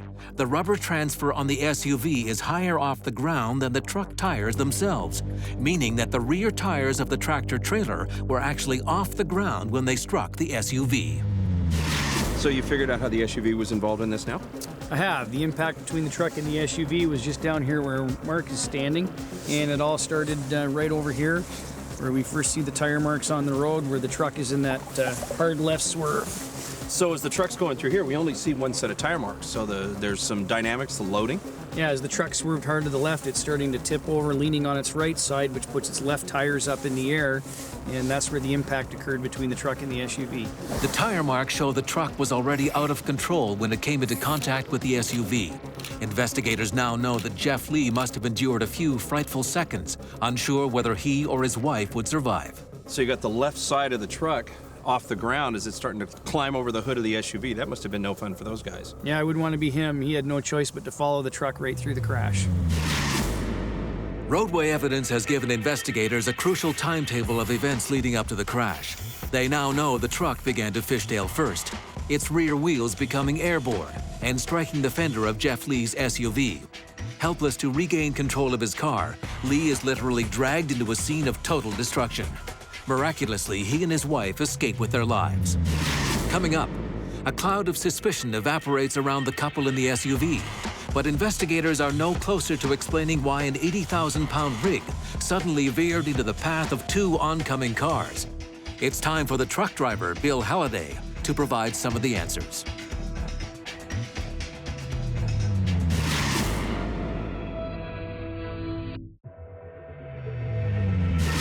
An 80,000-pound truck has swerved across 4 lanes of traffic, hit 3 cars, and killed 2 drivers. The at-scene evidence tells investigator Brad Muir that the truck lost control first. So Brad's going to have to focus on the activities of the driver, Bill Halliday. Now, Halliday's an experienced truck driver. Still in all, one of the things Brad will have to consider is that fatigue may have played a role in this crash. Unfortunately, most of us don't realize how severely we can be affected by fatigue. You need 7 to 8 hours of sleep. Without it, reaction times can be tripled, lapses in attention and judgment. In fact, you can act as if you were legally drunk. In his 20 years as a truck driver, Bill Halliday has enjoyed an impeccable safety record, until now. Immediately after the crash, he willingly accompanies the investigators to an interrogation conducted by a detective with the Ontario Provincial Police. Well, I reported the terminal on my starting time, and I picked up my unit, did my pre-trip inspection. Then I left to make my deliveries. I made my first delivery. On my way to my second one on the highway, I heard a loud bang and the vehicle swerved drastically to the left. He testifies that right before the crash, he heard a loud bang. This driver describes something happened very suddenly. Bang, it's all over with. But that's his perception. Sometimes perception is clouded by the events. In this case, he may have actually had something that happened very suddenly, and that is what he recognized happened. On the other hand, it may have been developing slowly over time, and he didn't notice it for some reason. He was tired, he was distracted, whatever it happened to be. Either way, it didn't leave him much time to react. A driver suffering from fatigue could be startled by a collision with debris, a mechanical failure, or an engine backfiring, and suddenly lose control. And if the driver falls asleep, even for a moment, the results could be catastrophic. So maybe we could have a look at your logbook. However, diagnosing fatigue hours after the crash is almost impossible. Truck drivers are required to keep a detailed logbook. Their hours behind the wheel, rest stops, and meal breaks must all be accounted for. The logbook is a crucial piece of evidence for investigators trying to determine if fatigue is a factor. However, it's a source of frustration that some of the information police need is seldom documented. When looking at a driver's logbook, it'll tell me their on-duty hours, which is essentially when they're around the truck, maybe while it's being loaded, their driving hours, their sleeper berth hours.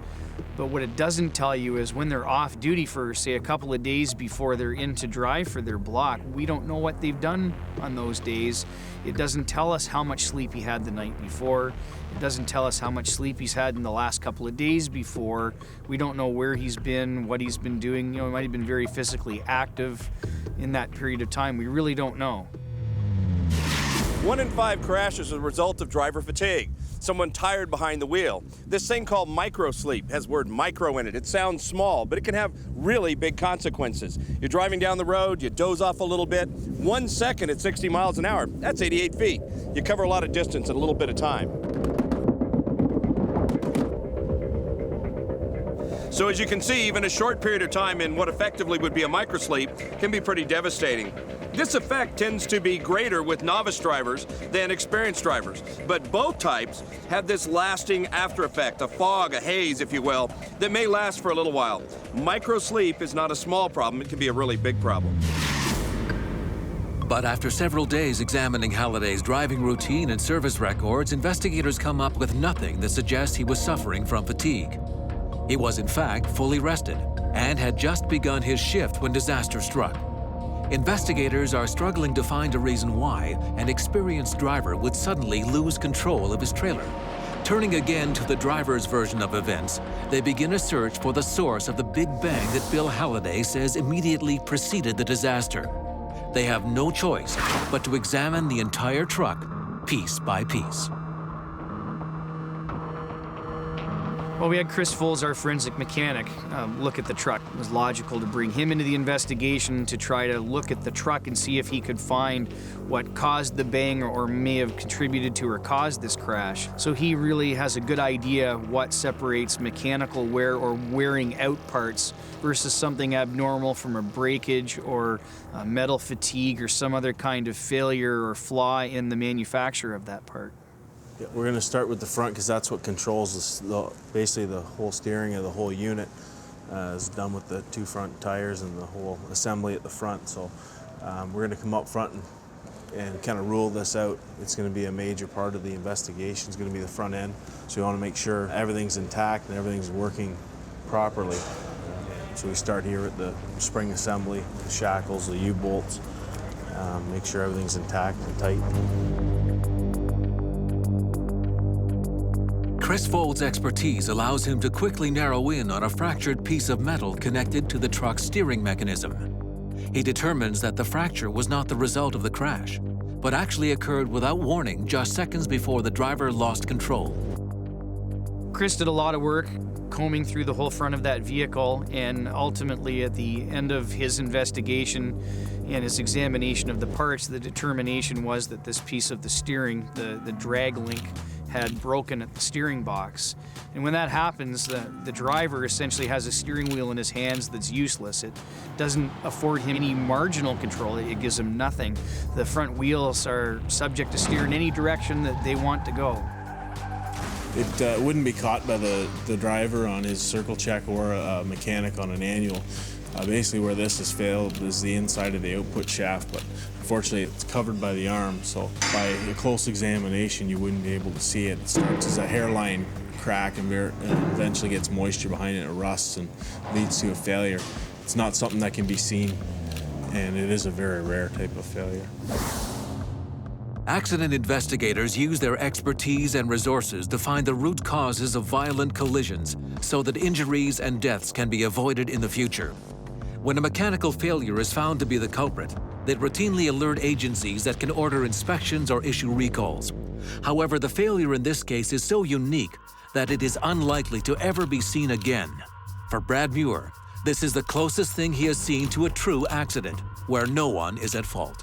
There are very, very few crashes I've ever investigated that fit the definition of accident, and I suppose this is one that's probably the closest to that, because you have a driver driving a truck that appears to have been well maintained, conscientious driver in his inspections, and we have this crash, and it really seemed to be one that would come as close as you can to an accident. With the inspection of the truck complete, investigators are now able to say exactly how this crash unfolded. Bill Halliday's tractor-trailer is southbound in the curb lane, while an SUV rides just off his rear wheels. Suddenly, the trailer starts to fishtail, eventually lifting its rear wheels off the ground. The wheels hit the SUV as the truck begins to cross into oncoming traffic. The truck plows into the first northbound car, instantly killing the driver. The driver in the second northbound car no doubt sees the catastrophe unfolding and slams on the brakes, but it fails to stop in time and he is pushed off the road. Neither of these drivers stood a chance against 80,000 pounds of metal. Brad was able to show that the SUV was initially struck by the truck and was dragged into oncoming traffic. The couple in the SUV miraculously survived, which left the driver of the truck facing blame. But in the end, his impeccable driving record remains unblemished. The crash was triggered by a mechanical fluke that was not the result of a manufacturer error or maintenance oversight. There are two types of things going on out there: crashes and accidents. Accidents can't be avoided. They're unintentional events. No matter how many times you inspect the truck, you do the maintenance, do all the things you're supposed to do on that truck, sometimes something happens that you just can't anticipate. So how do we avoid crashes? We give those drivers some room. We give them space to stop. We don't cut them off. They're 80,000 pounds running down the road. You're about 2,000, 3,000 pounds. Who's going to win that battle? Give them some space, give them time to react. We'll all go home safely.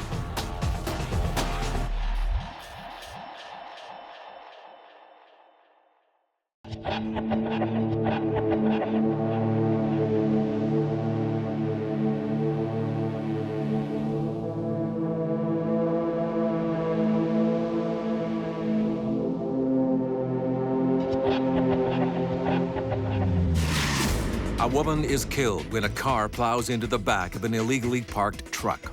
Could there be a medical explanation for this tragic collision? The driver's going at a high rate of speed, weaving from lane to lane in between cars.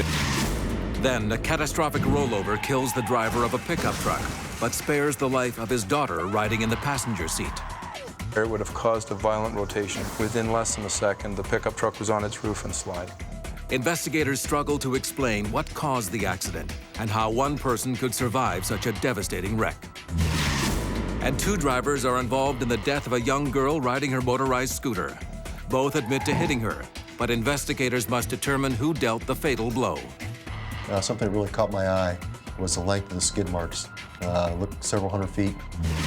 Every year, violent collisions kill 40,000 Americans and injure another 3 million. But there is no such thing as an accident. Every collision has a story as unique as the people involved. Rusty Haight is a leading authority on accident reconstruction. He trains investigators around the world to read the clues and solve the mysteries. All too often, we forget that driving's not a right, it's a privilege. You may have paid for your car, your insurance, your license, but that doesn't mean you own the road. So when you're driving and you're not in complete control of your faculties, that's just reckless. And when I'm talking about your faculties, I mean more than alcohol and drugs. I'm talking about if you're supposed to wear glasses when you drive and you choose not to wear them, then you get in a wreck. Whose fault do you figure that is? Bottom line, alcohol, drugs, speeding, those aren't the only ways to end up facing a reckless driving charge or worse.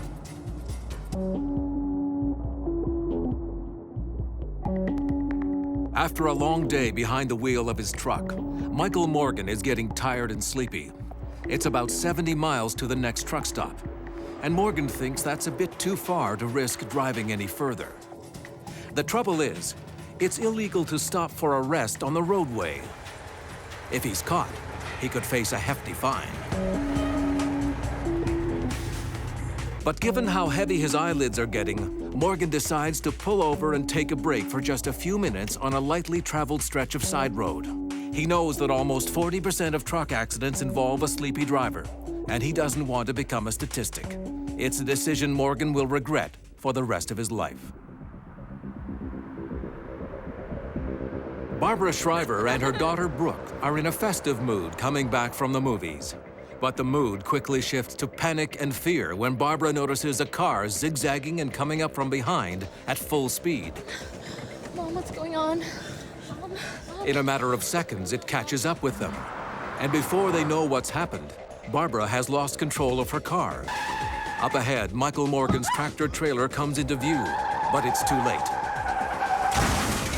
The Shriver smashed directly into the rear end at almost 60 miles per hour.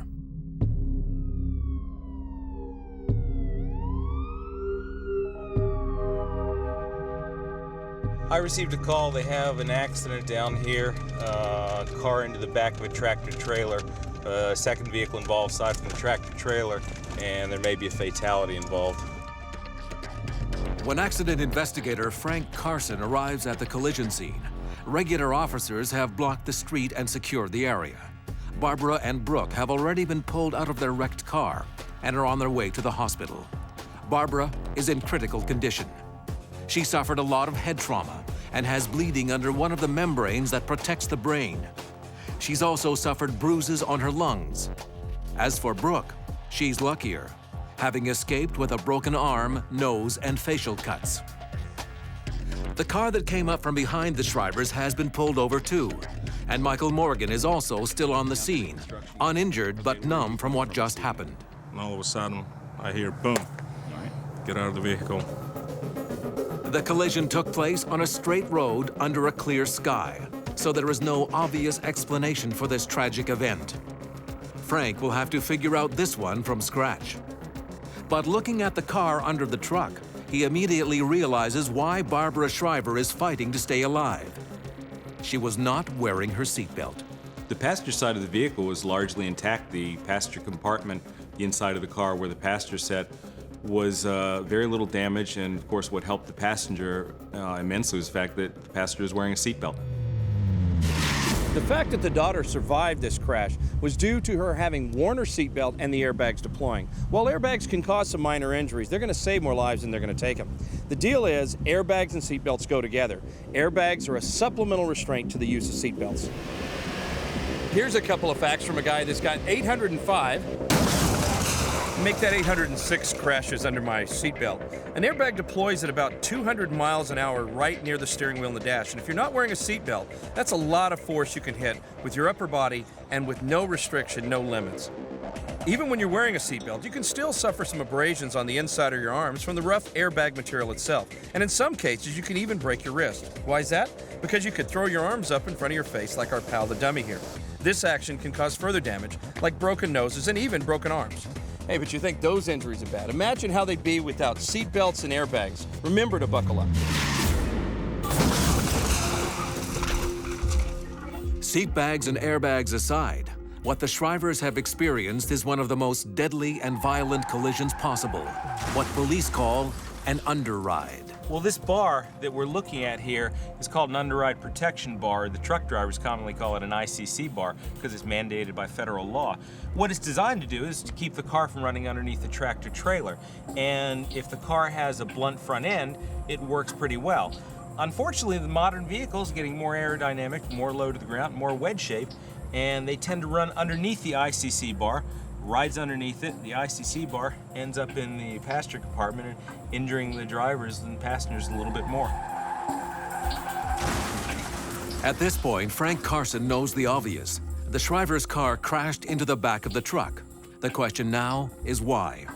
Frank's focus shifts to other physical evidence, the tire marks. There are plenty of those in this case, and they are giving a pretty clear picture of what happened in the final few seconds before the Shrivers slammed into the back of the trailer at high speed. One of the first things I noticed when I got there was there were 2 tire marks leading in an arc from one of the lanes in the roadway right underneath the tractor trailer. So the first thing you know is that at some point, because the tire marks are in an arc, that the driver of the vehicle lost control for some reason. So there were 2 other tire marks that belonged to the third vehicle. And those marks led from what was the point of impact to the place where the vehicle came to a final rest. There was a third car stopped at the scene, and it could offer clues to what happened. Frank goes to examine it. The third car had very little damage to the front end. Very intact, could have started the car up and driven it away if you needed to. That third car belongs to Denise French. Ma'am, are you okay? According to the police officer who first arrived at the crash, French was acting very strangely. She was eerily calm and seemed completely detached from what was going on. But there was no smell of alcohol on her breath or in her car. Were you in this accident? I don't remember. I don't think so. You don't think so? The interesting fact is the driver of the vehicle, who's conscious and talking to the officer at the scene when they arrived, lost consciousness before the paramedics arrived, which indicates she had some type of altered level of consciousness or some medical problem going on. French loses consciousness before she's able to provide any useful information to the investigators. Unable to revive her, emergency personnel on the scene rush her to the hospital. At this point, they are unclear what caused her to collapse. It could be a reaction to drugs or alcohol, or she could have simply fainted as a result of traumatic shock. The post-traumatic reaction to people at accidents vary from hysteria to very calm acceptance of what happened to not believing what happened. Everybody who's been in an automobile accident has that moment of, I don't know what's going on. Some people that's extended. You also have that situation, people are on different types of medications. The reactions vary, and part of the job that we have is determining when they reacted, how they reacted, and why they reacted that way. Yeah, But with Denise French on her way to the hospital, Frank is running out of leads. Fortunately, police soon get a break. 2 witnesses arrive who claim to have seen everything. They report that Denise French was acting strangely well before the crash. Behind me, they're going back and forth like they were weaving on the highway. Carl Davis and Marianne Malloy were coming back from a halfway house where they volunteer every week. About 10 minutes after leaving, Carl noticed the headlights of a car that was being driven very strangely and dangerously. I don't know, she's gonna cause an accident. According to both witnesses, French passed them and went on to actually bump the Shrivers' vehicle. Barbara then lost control of her car and crashed into the back of the truck. The witnesses that I was able to talk to saw the striking vehicle being driven prior to the collision and described the driving behavior as very erratic. The driver's going at a high rate of speed, weaving from lane to lane in between cars, and at one point even past cars on the shoulder of the roadway to get around them. So they described very erratic behavior that's not normal behavior for a lot of people. Well, I was on the passenger side, and he kept telling me to look at the lady. You know, she's weaving back and forth. She almost hit us. One thing's for certain, in this instance, the woman hit the car in front of her. What we did here was a crash test where we had a closing speed, an overtaking speed of only about 12 miles an hour. The speed across the ground is one thing. It's that closing speed that's going to tell us how bad this crash was. And imagine if this was a higher closing speed crash, the rear end of the struck car, the car being overtaken, coming off the ground and going out of control. It can be pretty disastrous. One vehicle rear-ended another vehicle, caused the driver to lose control, and unfortunately went underneath the rear end of a parked tractor trailer. We know how it happened. But then we have to look in the aspect with what the witnesses are telling us. We need to try and figure out why it happened, why this woman was driving erratically, why she lost control of her vehicle, why she lost consciousness at the scene after having talked to the police for a few moments. That have a profound effect on how we decide to pursue the legal matter and the charges against the person. Carson's first step in finding an explanation for Denise French's erratic actions is to examine the inside of her car. There are no signs of alcohol bottles or drugs, but something does catch his attention. One of the first things I noticed when I looked inside of the vehicle, there was a lot of sugary sodas, hard candy, there were pastries in the car, and all over the place, in the glove compartment, in the center console, on the front seat, on the back seat. And there are a lot of people who have a sweet tooth, but they don't normally keep that amount of sugary candy with them. We all have certain experiences that bring about certain stereotypes. We expect to see the sports car pulled over by police. What doesn't fit that stereotype would be a middle-aged woman driving what would appear to be recklessly down the road. For police on the scene, they're going to draw on their experience. They're going to draw from the physical evidence, and they're going to bring it all together. But if something doesn't add up, there's usually a reason. As Frank wraps up his on-scene investigation, an officer comes to tell him bad news. Barbara Shriver has just died of her injuries. Just got confirmation from the dispatcher. The woman in the car accident just died. Okay. What Carson still can't figure out is why her car got bumped in the first place. With the death of Barbara Shriver, all the attention's focused on the other driver, Denise French. It's not clear why a middle-aged woman traveling alone would suddenly start driving erratically. It's also not clear why she seems unaware of the consequences of the crash. Depending on answers to those mysteries, Denise French may be headed for prison. Coming up, startling new information in Denise French's medical records forces a dramatic turn in the investigation. The driver told me that she started feeling bad, and she thought that she would get off at the next exit. And later, investigators replicate a deadly rollover crash, hoping to find out how one passenger walked away unharmed.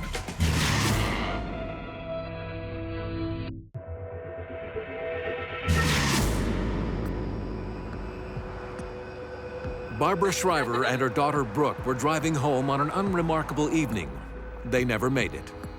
Shriver's car piled into the back of a tractor trailer after being hit from behind by a driver who was weaving all over the roadway. It's now Frank Carson's job to find out why. Frank's just learned some unfortunate news. Barbara Shriver died as a result of her injuries. Now his job's going to be to figure out why Denise French's car rear-ended Shriver's.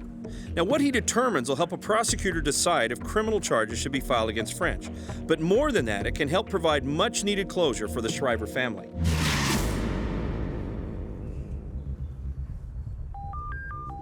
Frank Carson gets a phone call from the hospital. Denise French, who had passed out shortly after the collision with Shriver's car, is awake again. At the hospital, French reveals that she is a type 1 diabetic. What happened? You've been in an auto accident. No, I'm a diabetic. Diabetes is a disease in which the body does not produce or properly use insulin, a hormone that is necessary to convert sugars, starches, and other food into energy. As a former emergency medical technician, Frank Carson has seen his share of diabetic episodes.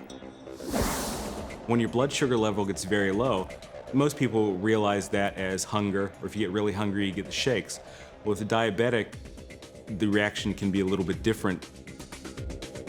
Again, Frank Carson's medical background helps him play out possible scenarios that would explain her actions before the crash and her attitude afterwards. He starts to wonder whether she was having a diabetic crisis.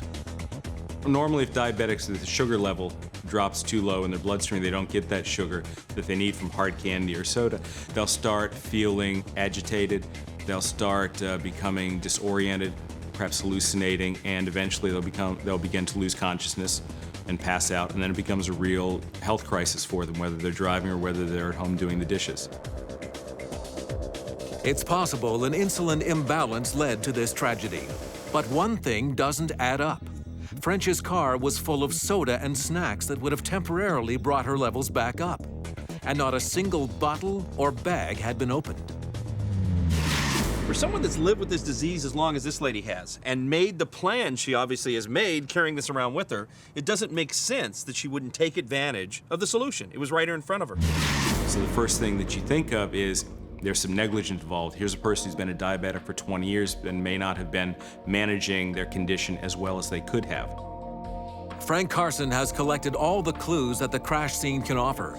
With Denise French awake, the next answers will have to come from her. He goes to interview her at the hospital. But what he hears only deepens the mystery. Denise French doesn't believe she had a diabetic crisis. The driver told me that she had missed her exit where she was going to. She had gotten lost, so she decided to keep going, and she started feeling bad, and she thought that she would get off at the next exit to try and find some place where she could stop and take something to eat, perhaps to get over this feeling, see what was wrong with her, and that's what she remembers. But Denise French also admits something very important to the outcome of this investigation. She says she doesn't keep a log of her daily diet, her blood sugar level, her insulin intake. The fact that she isn't doing this basic activity may add up to outright negligence in terms of this crash. Denise French may be looking at a charge of reckless driving causing death. But as Frank Carson assembles the evidence to present to the prosecutor, he uncovers something startling. It might even mean a 180-degree turn in terms of the possible reckless driving charge. As always, Frank Carson asks to see the medical records of the drivers involved in the accident. And that's where he finds an explanation, not only for French's behavior behind the wheel, but why she couldn't feel a diabetic attack coming on in the first place. She had, within the past several weeks, been diagnosed with high blood pressure or hypertension, and she was prescribed medication to help control that. One's a diuretic, and the other type is called beta blockers. Beta blockers work by regulating the way the heart beats, lowers the heart rate, so your blood pressure lowers. Because what beta blockers do is they will tend to mask or not allow the diabetic to realize that they're having their diabetic crisis. It masks the normal clues that they would have. And that appeared to have been the case with this lady. Frank Carson's conclusions are simple. The beta blockers masked the normal warning signs of a diabetic crisis and left Denise French helpless to prevent it. Put her behind the wheel in this condition, and it's almost inevitable that something bad would result. In this case, the outcome was tragic. As symptoms of disorientation and fatigue set in, French begins zigzagging all over the road. Speeding up from behind, she rear-ends Barbara Shriver, who crashes into a parked tractor-trailer. Her daughter survives, but Barbara dies as the result of massive internal bleeding. No charges were filed against the driver of the rig or Denise French. As for the doctor who prescribed the beta blocker, the Shriver family ultimately decided not to sue. Driving requires your full attention. You're operating heavy machinery. In this case, this woman learned a hard lesson about the interaction and the side effects of even over-the-counter drugs. Read the label. That label's going to tell you what's going on, and it can save your life. Coming up, a young girl is killed when her motorized scooter collides with two vehicles. Witnesses say she caused the crash, but investigators suspect she wasn't the only reckless driver involved. And next, a deadly rollover kills one man, but leaves his daughter unharmed. Investigators struggle to determine the cause of the crash and how anyone could have survived. Planning a crash test is no small undertaking. We usually spend a good bit of the day equipping the cars, and in this case it's particularly challenging because we're going to be trying for a rollover. Rollovers aren't as easy as folks think.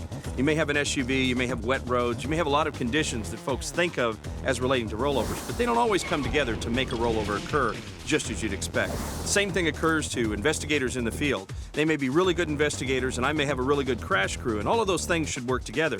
But sometimes, for the investigator in the field, there are convoluted factors that make their investigations pretty difficult. Carl Webster and his daughter Samantha are trying to find something they can agree on. Together, they're planning a surprise 60th birthday party for Samantha's mother. But just drawing up a guest list is a monumental challenge. We should invite Judy next door. And then suddenly, in mid-sentence, their whole world is violently turned upside down.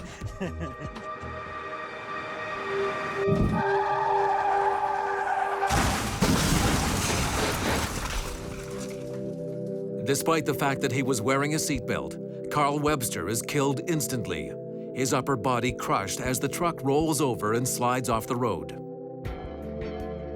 Outside on the grass, his daughter is virtually unscathed, but in a state of shock, having survived one of the strangest accidents investigators here have ever seen. As Samantha is rushed to the hospital, accident investigator Mark Wright arrives on the scene. He and his team of specialists are responsible for putting the pieces of this puzzle together. Why did the pickup flip over? Were any other cars involved? And how could one lucky passenger escape with only minor injuries? Right now, all he has to go on is a mangled truck and a trail of debris. There are a number of conditions that can bring on a rollover. Driver behavior, reckless driving would be one. A roadway condition or even a mechanical issue might cause one of these very violent events. And when you're ejected in a rollover, you're 4 times more likely to be killed than if you stay inside the car. In this case, the ejected occupant actually survives and the person that stays in the car is killed. And that's just one anomaly here. For the investigators, though, the key is to start with figuring out how this crash happened.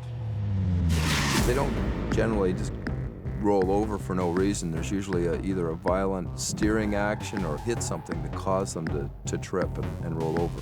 When I look at the pickup truck, I'm looking for scuffing on the actual tires themselves and scrapes on the rims to see what may have contacted the road in a violent steering maneuver. I'm looking for damage to the vehicle itself. That'll show me what direction it was sliding and the orientation of the vehicle, and then helps me to know what to look for on the road as well. Unfortunately, the inspection of the truck offers Mark Wright no obvious explanation as to why this pickup suddenly began tumbling out of control. His next step is to begin the painstaking examination of a field of debris that stretches back almost 200 feet from the wreck. Just immediately leading up to where the pickup truck was paint transfer on the asphalt. And that's pretty typical of a vehicle that's on its roof. Before that, I saw some tire marks, and that's typical of a hard steer maneuver. Just before that, there was actually a circular scratch on the road surface. There was actually 2 of them, and they looked like 2 circular wheels. 2 circular impressions imprinted on the asphalt baffle Mark Wright and his team of investigators. Everything else in the debris field clearly came from Carl Webster's truck. But the source of these marks and the role they played in the crash is a complete mystery. So, Mark, you've got a complex scene here with a lot of physical evidence. Have you sorted this out? Have you ruled anything out yet? Yes, I looked at the vehicle itself, and I've ruled out that it's been involved in a collision with any other vehicle. Have you got a working theory so far? Yes, I do. Actually, we've got a tire scrub and a circular impact mark on the ground, which does not come from the involved pickup truck. So my theory at this point is that it's hit something to cause it to go out of control. And you haven't found that yet? No, we have not. While the team searches for anything that may have left the impressions in the road, Mark Wright sets out to find the speed of the pickup truck at the point of impact. With no evidence to suggest Carl Webster was impaired, knowing his speed will allow investigators to better understand the crash. They'll know how suddenly a hazard would have appeared to Webster and why a minor impact produced such a devastating crash. Energy is equal to 1/2 mass times velocity squared. It's a very elementary equation that a lot of accident investigators learned in high school and middle school, but probably thought they'd never use again. Turns out, for accident reconstruction, this is a very useful model. We know the energy. We can figure out how much energy is used up skidding the car or doing damage. We know the mass, we know the weights of the car. So there's 2 of the unknowns. The last value, speed, that's what we're a lot of times solving for. And if we know these 2, we can get to that one. Mark determines that Carl Webster and his daughter Samantha were doing just 50 miles per hour in the seconds before their pickup struck an object in the road, flipped onto its roof, and began rolling across the road. As the on-scene investigation wraps up, Mark Wright is left to wonder about just what Carl Webster hit and whether he saw it in his final seconds or was oblivious to the danger. So you're driving down the road and you're faced with debris. You have two choices. You can swerve or you can hit it.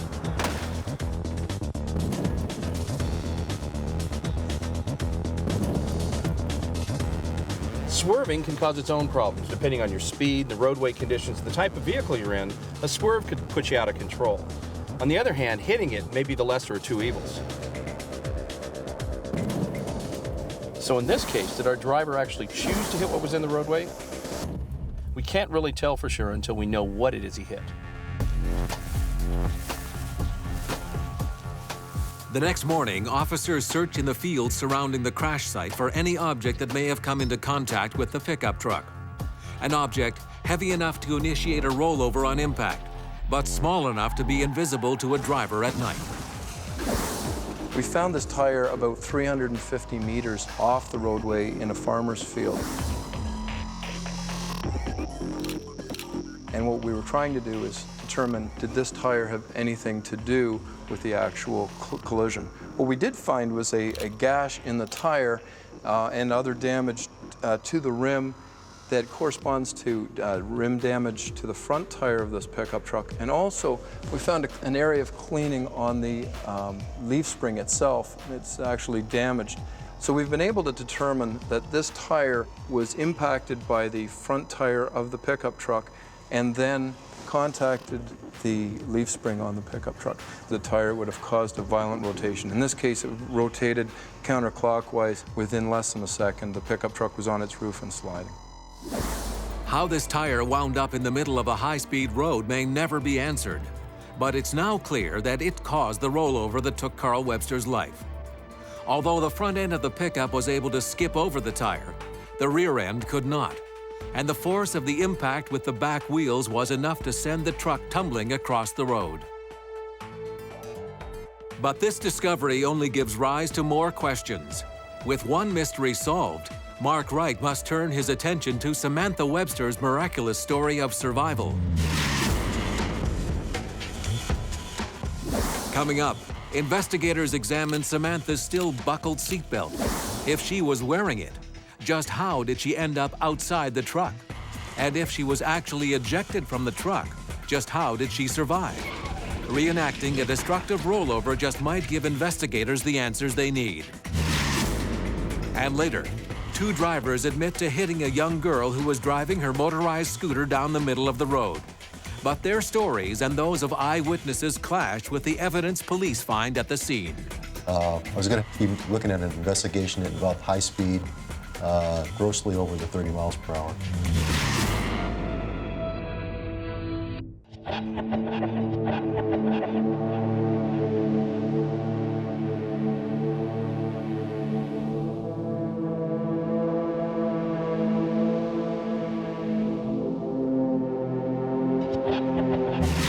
Collisions with debris in the roadway are a daily occurrence. A lot of times they end up causing pretty dramatic crashes. In this case, we have a truck that hits a spare tire that's left in the roadway, results in a really, really bad rollover.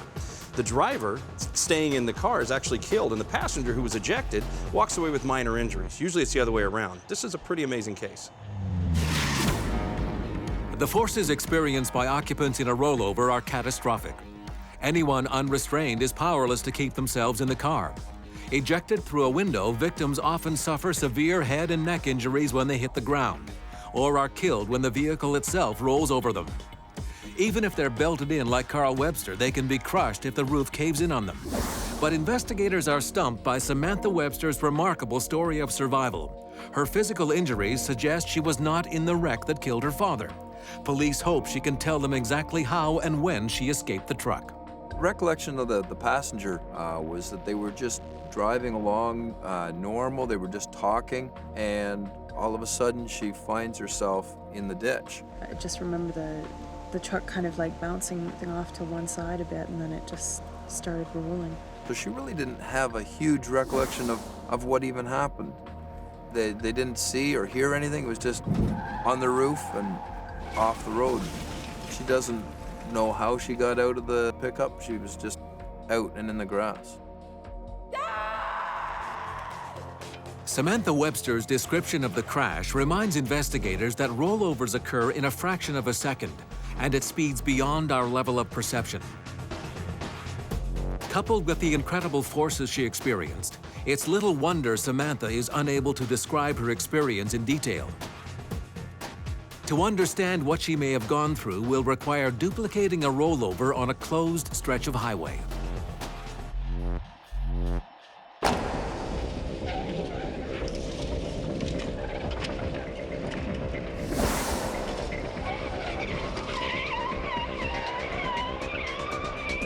First attempt got both front tires off. Yeah. I cheated more. You did cheat it closer to the fog line. Cheated more, yeah. Just like someone correcting and bringing it back on the road. We have to get the wheels off the road and then have to bring it back on. Yep. So we get the left, the right steer, but it's got to be off the road. We need that change in friction surfaces on all the tires. As you can see, this one just slid. Yeah. As long as this one just slid, we're not going to get it. Yes, we got more dig from the front tires on the first attempt.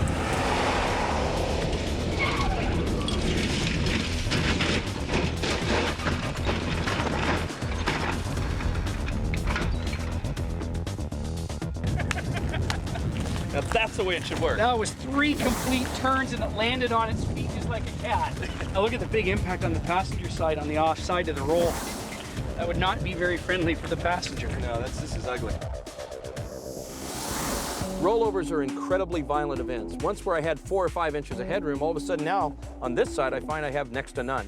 But still in all, seat belts are going to save your life. They're going to keep you in the car and protect you, keep you from moving to the roof when the roof's on the ground, and that's the best protection, much better than being out on the road.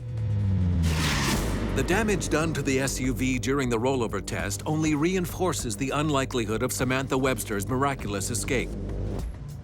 But Mark Wright has spent the better part of an afternoon examining the wreck of the pickup, and he now has a theory as to how Samantha was able to beat the odds and survive. We were able to conclude that coupled between the seat belt, it's attached to the B-pillar, and when the vehicle rolled over, the B-pillar was compromised, and that created some slack in the seat belt, and that, along with the seat braking itself, created more slack. So the seat belt did its job initially in the initial rollover to hold the passenger in place, but on the second impact, when the pickup truck actually left the road and went into the ditch, there was enough slack that the passenger was ejected through the passenger side window. Fortunately for her, the ditch was soft grass, the ground was moist, and it was able to assist her in not sustaining any serious injuries. Typically, if a person's ejected, they come to an immediate deceleration because they hit another stationary object.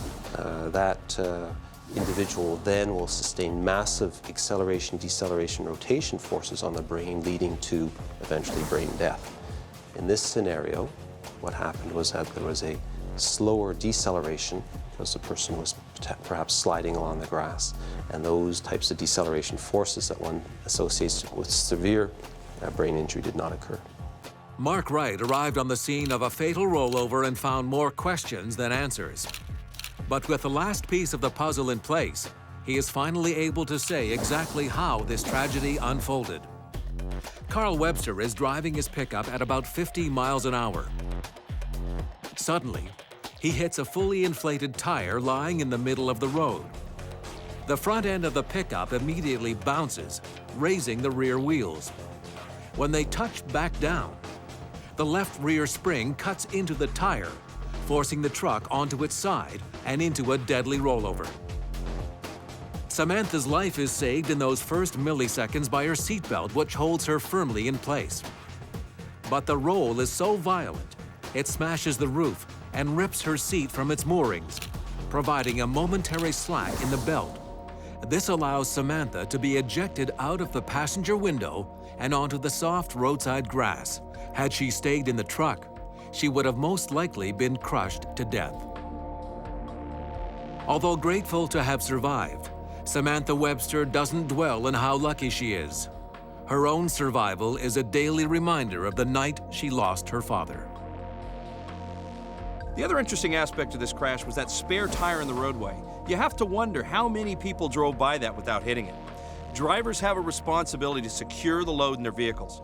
They also have a responsibility to get things out of the roadway that come off their vehicles when it's safe to do so. In either case, we wouldn't have known all of that had it not been for the good work of Mark Wright and the other investigators involved. Next, a young girl is struck by two drivers while riding her motorized scooter. Both say they couldn't avoid the collision. The physical evidence says otherwise. I got to the scene. Something that really caught my eye was the length of the skid marks. I'm sure you've seen it before. A kid as young as 9 or 10 on a scooter zooming in and out of the streets and intersections. Makes you ask yourself, when are we old enough to be a responsible driver? Well, you'll get an answer in this next story.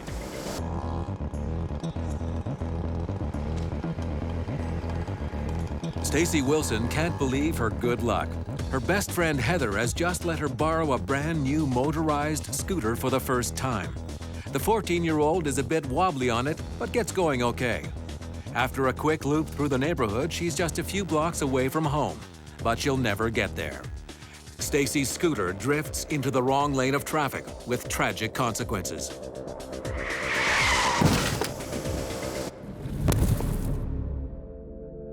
The information we had was that it was a young girl was dead at the scene from being hit by at least 2 vehicles. When you find out that a young life is gone, it really affects you. You still got to put your emotions aside and do your investigation, but again, the kids are the worst.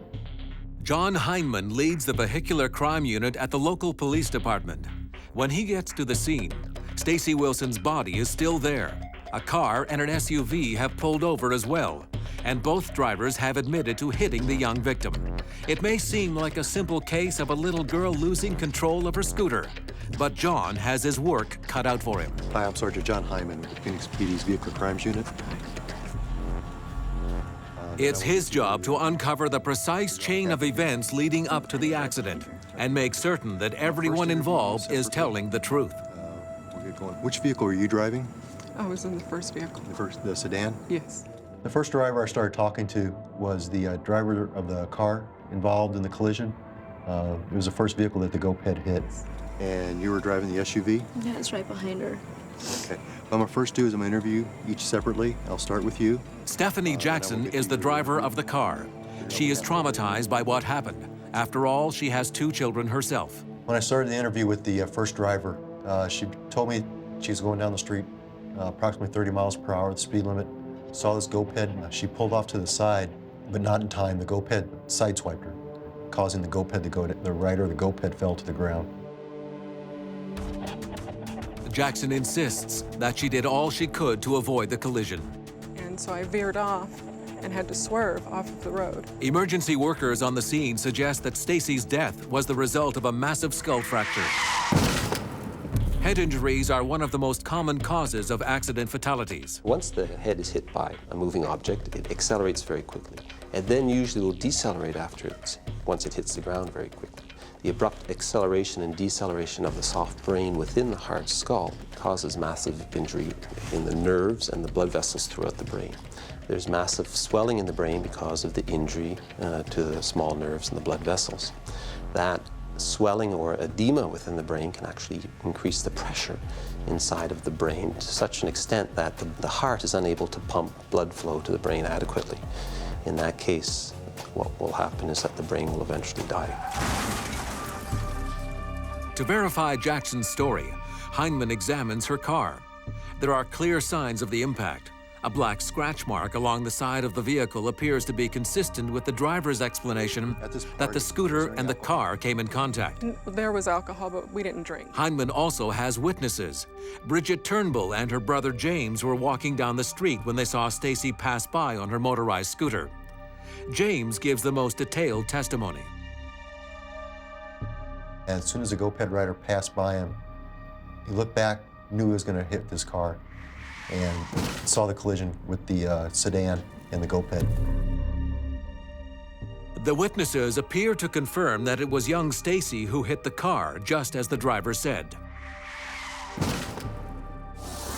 The next interview is with Kathy Morgan, the driver of the second vehicle involved. Morgan is also in shock. She was following the car in her SUV and saw the car brake and pull over. The next thing she knows, there's a young child lying on the roadway in front of her. Morgan hits the brakes, but could not avoid running over Stacy. Kathy, as you were behind your friend, how fast were you going? I was going the speed limit, like 30 or 35. She said that she was going the speed limit, maybe just a little faster, but no more than 10 miles faster. 30 to 40 miles max. I mean, I couldn't see anything in front of me. I mean, I tried to stop as fast as I could. So everyone appears to be singing the same song here. They've all got the same story going. The little girl's riding this motorized toy vehicle down the middle of the road. The two drivers, they tried to avoid her. They just couldn't. Case closed, right? No. Turns out the physical evidence is telling us someone is responsible for the little girl's death. Some people think that, these automobiles, they're just accidents. And the criminal charges aren't warranted because it's just an accident. Well, they're not accidents, they're collisions or crimes. In any crash, what the drivers say and what the witnesses claim they saw can help investigators determine what happened. But the strongest stories are always told by the physical evidence. Injuries to bodies, marks on the vehicles. It doesn't lie. And in the investigator's mind, that physical evidence is adding up quite differently than what at least one of the people involved is saying. Something that really caught my eye was the length of the skid marks. Looked several hundred feet in length. Knowing this was a residential street with a 30-mile-an-hour speed limit, 200 feet of skid marks is going to put the speed up around 60 miles an hour of this vehicle, twice the speed limit that was the posted speed. John measures the skid marks, and as he expected, they confirm his doubts. The driver of the SUV was well over the speed limit before she ran over the child. Skid marks on the roadway. In police work, we call that a clue. It's a clue that tells us she was on the brakes trying to stop the car. She's probably too inexperienced to realize that skidding, you're just going to go in a straight line. If she'd let her foot off the brake, she probably could have steered, regained control, and avoided the crash. Looking at the evidence on the road, the skid marks, I knew that driver was reacting to something, and it hit her brakes hard. And had she been going that speed limit, she would have stopped in ample time to avoid the impact with the young girl on the road. Now, whether that would have saved Stacy's life is a crucial issue here. The little girl did hit her head on the pavement after bouncing off the car. But Heineman doesn't know yet which impact actually caused the child's death. Depending on the answer to that question, one of these drivers may be looking at some jail time. Coming up, investigator John Heineman turns to an expert in biomechanics to build his case against one of the drivers. The parents of 14-year-old Stacy Wilson are looking for answers after a tragic accident on a nearby residential street. The investigation so far has shown that Stacy's motorized scooter ran into the side of a car, knocking her backward onto the roadway. An SUV following close behind could not stop before running her over. After measuring the skid marks, accident investigator John Heineman has determined that the SUV was going nearly double the speed limit. A lot of factors can affect how a vehicle behaves when a driver hits the brakes. The condition of the road, the weather, wear and tear on the brakes themselves. All of those factors may play a role here. Since it was a criminal investigation, took the SUV and did a series of skid tests. 3 of the skid tests had 50 miles per hour, 60 miles per hour, and 40 miles per hour. Took all 3 tests, came up with my values that I needed for the investigation. Drivers don't realize what a difference 10, 15 miles an hour makes when it comes time to brake. It can be the difference between a good scare and a guilty conscience. What I'm gonna do is I'm gonna take this car and I'm gonna skid at 30 and then 50. See how much difference it really does make. Obviously, the faster a vehicle is traveling, the harder it is to control in a skid. At this point, it's John Heineman's opinion that Kathy Morgan, the driver of the SUV, should be charged with vehicular manslaughter. 5 miles per hour.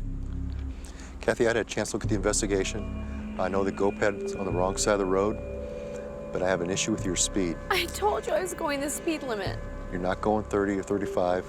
Just your skid alone has you at 60 to 65 miles per hour. I was not. There was nothing I could do. It wasn't my fault. It's going to be a homicide investigation. What? And the case is going to be sent to the county attorney's office. I didn't do anything. I didn't mean to hit that girl. Young girl died. And had they been going 30 miles an hour the speed limit, nothing would have happened. We never even impacted that victim. So we got an obligation to the victim to set forth the criminal proceedings and put the criminal justice system in motion. You know, maybe harsh, but there's consequences with everything. The next step is to determine exactly how the victim was killed. To get a conviction, John's going to have to show that it wasn't the first impact and fall to the ground that killed the little girl, but rather the second impact with the SUV. To do that, he's going to go to a biomechanical expert for a head drop test. Biomechanical experts examine how both internal and external forces impact the human body. The head drop test will help determine if the force of Stacy's fall after the first collision with the car caused her fatal skull fracture. John, what we have here is a drop tower. This will allow us then to look at the question, in this case, of whether or not falling over could have produced the head injury that we see in the victim. And this is what it looks like. What we saw in the head drop experiment, John, was the force that results strictly from a fall. And we demonstrated on the basis of magnitude that that would be insufficient to produce any kind of major head injury, certainly not a fatal one. Remember that Stacy was wearing a helmet, which significantly reduces the impact and the injuries caused by the fall alone. And that is only one of the elements that leads Kerry Knapp to his conclusions that Stacy could not have died as a result of her fall. Her head injuries reveal another story. What you get in a broad-based strike like that is, if you get anything, you get a very large, round depression. And in this particular case, what we had is a very, very severe skull fracture in this area with multiple depressed fragments. That requires not only a lot of energy, but a very focal strike. There's only one source of high velocity, high energy focal strike, and that would be strike by the following SUV. But for the county medical examiner, things are not so clear. In the autopsy report, he disagrees and writes that the fall alone after the collision with the car could have caused Stacy's death.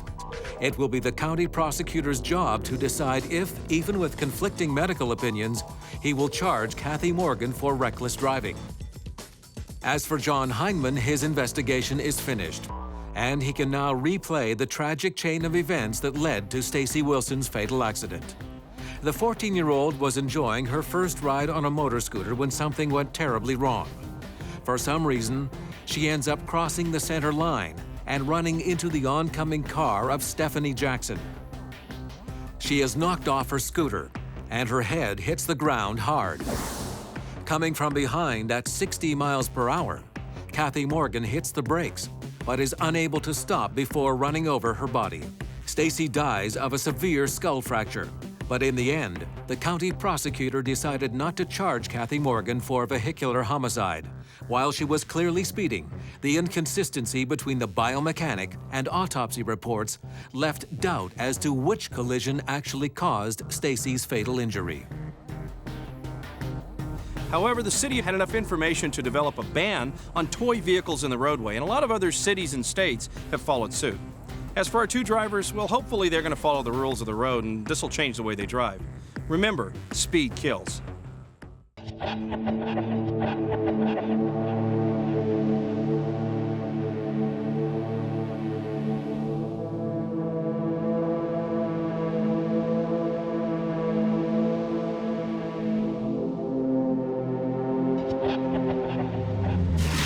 4 people die in a horrific car crash. And investigators are left with just one survivor to question. Well, the light was green. But the real answers will come from an unusual source. There's no independent witnesses, and we needed to know who ran the red light. Then, a 911 call brings investigators out to the scene of a mysterious hit and run. Anytime 2 objects come in contact with each other, there's going to be a transfer of evidence. Can the evidence at the scene tell police exactly who was responsible for a young man's untimely death?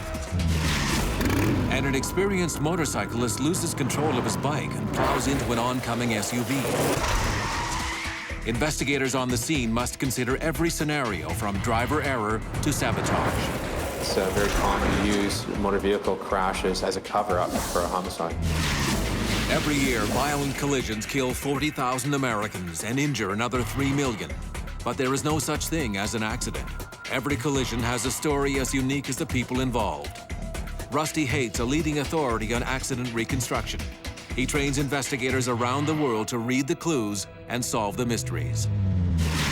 No two crashes are alike. Of the primary categories, frontal, rear end, rollover, and side impacts. These side impacts are the worst. They can lead to severe internal injuries and even fatalities for the person in that seat. I'm going as fast as I can. It's been another long evening at Grandma and Grandpa's for little Amy Rogers. After all, when you're only 2 years old, time can pass slowly, especially when Mommy and Daddy aren't happy.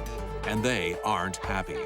An argument over an upcoming move has left her parents at odds again. The young family leaves for home, tense, upset, and in a hurry. Well, he's gonna have to wait like the rest of us, because... At about the same time as the Rogers begin their drive home, two men several blocks away get in an SUV and head for home too. Far from having a stressful evening, though, they've been partying at a nearby bar. That was fun, huh? That was a lot of fun. In about 15 seconds, lives will be shattered. And it all could have been avoided if some basic safety rules had not been recklessly ignored. Honey, sit down, okay? Let me fix the baby real quick. Yeah, take care of him. You've had a lot to drink.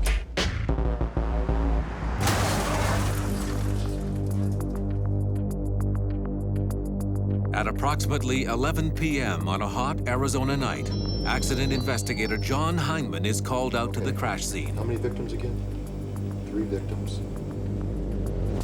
The information I received from our desk sergeant, who got a hold of me that night, was that we had 2 vehicles involved, an SUV and a sedan. There was 3 victims. It's a very bad one. The SUV is in the middle of the road. The car is on the curb, and a traffic light pole has been knocked down. Heineman believes one of these vehicles must have tried to run a red light. It's his job now to figure out exactly what happened and who, if anyone, was at fault. When I got the call that there was 3 victims, immediately knew this was going to be a bad crash. Hey, Doug, Tom, hey, we got one. Knowing that, Heineman asks his partner, Doug Kramer, to help him. The crash scene is a real calamity, even to a couple of policemen who've seen plenty of crashes. It's not the wreckage, as bad as that is. What strikes Heineman and Kramer is that there are bodies everywhere they look.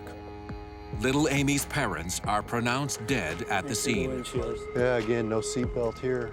Both have suffered major head trauma and internal bleeding. In the SUV, passenger Peter O'Sullivan is also dead after smashing his head into the windshield and suffering 2 massive skull fractures. It appears the only survivor is the driver of the SUV, John Lowry. Looking at what is left of the SUV, Heineman is surprised to learn that Lowry suffered only minor injuries, not much more than a cut on his face. Apart from the physical evidence, Lowry is the only one who can talk about what happened. Everybody else is dead. At the scene, we didn't have there was no independent witnesses to this collision, and we needed to know who ran the red light. That was a key for us. And went to the hospital, try and get some information out of the driver. Before being transported to the hospital, Lowry tells investigators that it was the other car that ran the red light and hit him. A crash at a traffic signal-controlled intersection suggests one of 2 things. First, it could be that the lights malfunction. That's usually unlikely. What's more likely is somebody ran the red light. The question is which car? For accident investigator John Heineman, he's going to have to apply his training and experience to sort out who actually ran that red light. At this point, one thing's for certain. He knows he has a side impact, and for occupants in a passenger car, that's the worst kind of crash to be in. On the front of a vehicle, we have all this distance, all this space we can crush. You've heard of crumple zones. Well, that's what's built into the front of a vehicle. You can't really make the side of a vehicle any wider. We're limited. And the best you can do, perhaps, is some side impact airbags. There's not much room here. If you're on the side and you're hit on the side, you're the first one at the point of impact.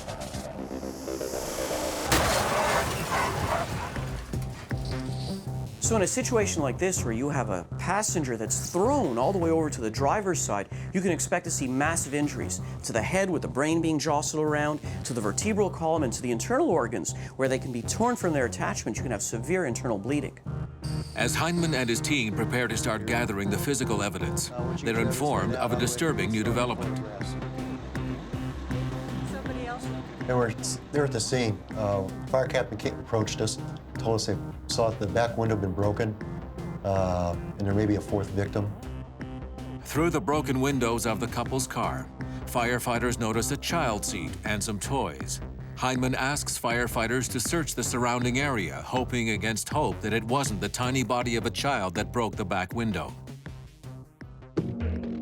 And then a scene that seemingly couldn't get any worse does.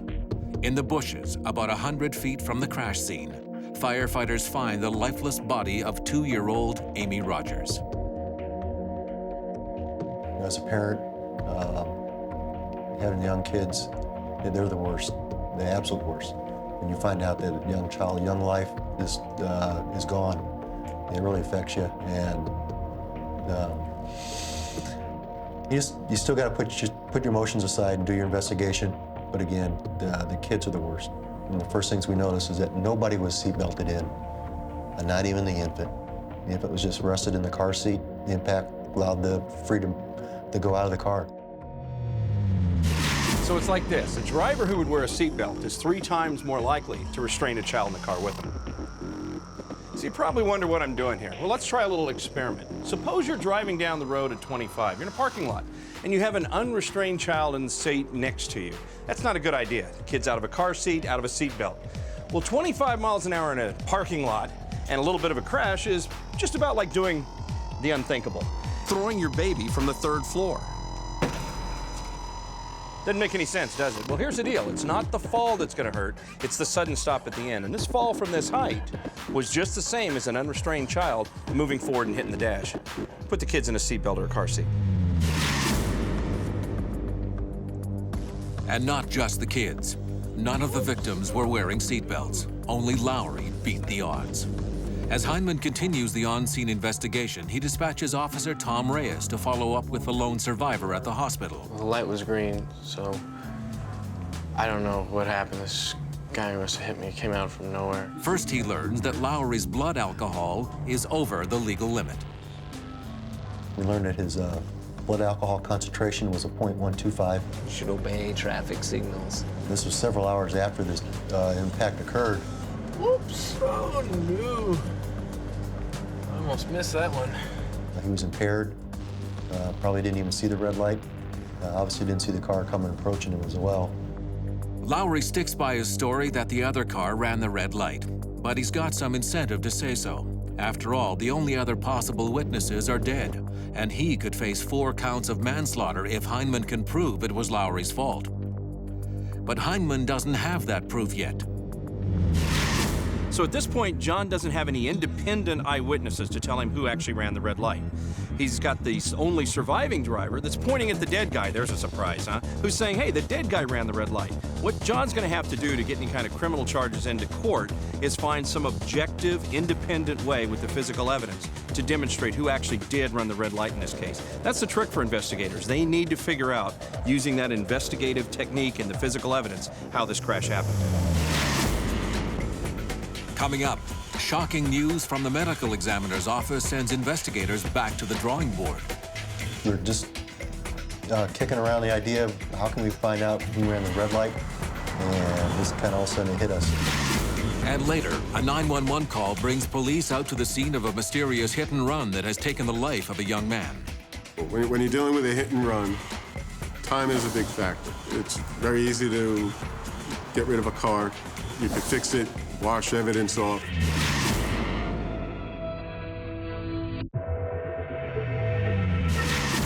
Accident investigator John Heineman is piecing together one of the worst cases he's ever handled.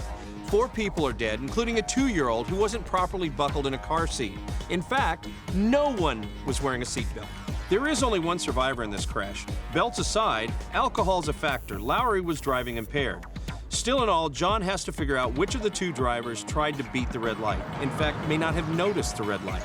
I think she's over there. The fact that Lowry was driving under the influence makes him more likely to have run the red light. But Heineman will need proof. And right now, this mystery is offering up few clues. John's next step is to start collecting and analyzing the physical evidence. Here, there are some car parts in the road, but there are no real tire marks. And tire marks are what the accident investigator is going to use to really piece this together. For him, that lack of tire marks is going to be a real challenge. With no skid marks, at least one thing is clear. Neither driver was on the brakes when the collision happened. That would explain the violence of the crash. Obviously, something that came through our mind was that neither one of these drivers saw each other. They didn't react. One of the drivers didn't even react to the red light. But then Heineman learned something that could turn his theory about the SUV on its head. Results from the medical examiner come in. It turns out Kevin Rogers was also impaired, not by alcohol, but by methamphetamine. Did you take something? I took something. I'm with the guys. What do you expect me to do? We knew we had one impaired driver, and we kind of had a hunch that he may be the one that ran the red signal. Now we had 2 impaired drivers, one with the alcohol and the other with the drugs. So it's back to square one. If both drivers were impaired, either one could have ignored the traffic signals. But Heineman knows only one of them really did. Trouble is, how to prove it. We're just kicking around the idea of how can we find out who ran the red light, and just kind of all of a sudden it hit us. Hey, let's get the bulbs and had those analyzed. And the key to this investigation was rested on the light bulb that I collected at the scene. When the car knocked down the traffic light, the bulbs in that signal shattered. It occurred to Heineman that by analyzing the filaments in that broken bulb, they could determine which light was on and which was off at the time of the crash. That means investigators will be able to tell who had the green and who had the red when both cars entered the intersection. What you look at from a forensic examination is that you're looking at the coil structure and you're looking at the shape of the overall filament. In the case of the red, what we have is a fractured filament. These are a cold break, which means it was off at the time it fractured, and you have a series of small coils that have just broken off. If you go to the green, what you see is the same support, but look at your coil structure. You have stretching, you have a breakdown in the general shape. It's no longer in the nice curved C shape. This means that it was soft at the time of the accident, which means that it was on. So because of this type of deformation, we are able to say that the green lamp was on at the time that the vehicle struck the pole. The hard filament in the cold red light shattered, but soft filaments in the hot green light only bent. Since the downed pole was facing Alex Rogers' car, it's immediately obvious to investigators that he had the green light when he entered the intersection. What happened was we had the sedan approaching on a red light. The speed wasn't very great. The signal turned green for the sedan.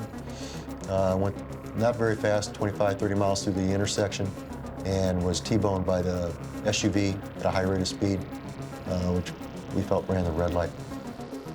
With the results of the test on the traffic lights, John Heineman can now replay the sequence of events that led to the fatal collision.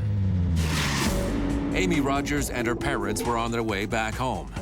They were about to cross an intersection, the same intersection John Lowry and his friend were approaching. The family had the green light. The SUV had the red, but never stopped. Nobody was on the brakes when the vehicles collided. Both drivers were impaired, Lowry because of alcohol, Amy's father by drugs, and no one was wearing a seatbelt. The tragic results of all these factors led to 4 people dead and only 1 survivor. John Lowry's the only survivor in this crash. Like is so often the case, a drunk driver responsible for a collision walks away from it, but he won't get away for long. Because the other driver was also impaired, Lowry was not charged with the maximum sentence. He finally pled guilty and received a sentence of 8 years in prison.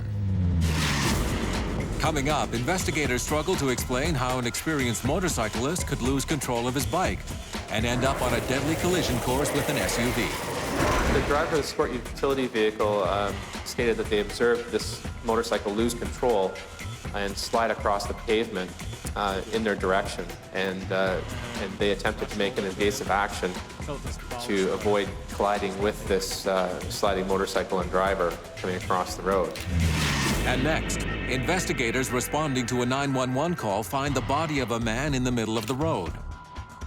Can the evidence at the scene tell them who was responsible for his untimely death? And we walk up and down the roadway, and then we walk up and down the roadway crossways. We change direction.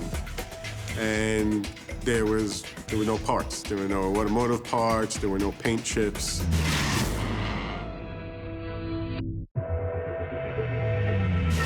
In the real world, as in dreams, nothing is quite as it seems. Look, I didn't write that, Dean Koontz did, but I've certainly experienced that as an accident investigator. This job is anything but routine. Every once in a while, you run across a case that makes you say, and I thought I'd seen everything. Well, this case is a perfect example. On an early April evening in New Jersey, a 911 call comes in. Yes, there's a body lying in the middle of the road at Robertson Way. Looks like he got hit by a car.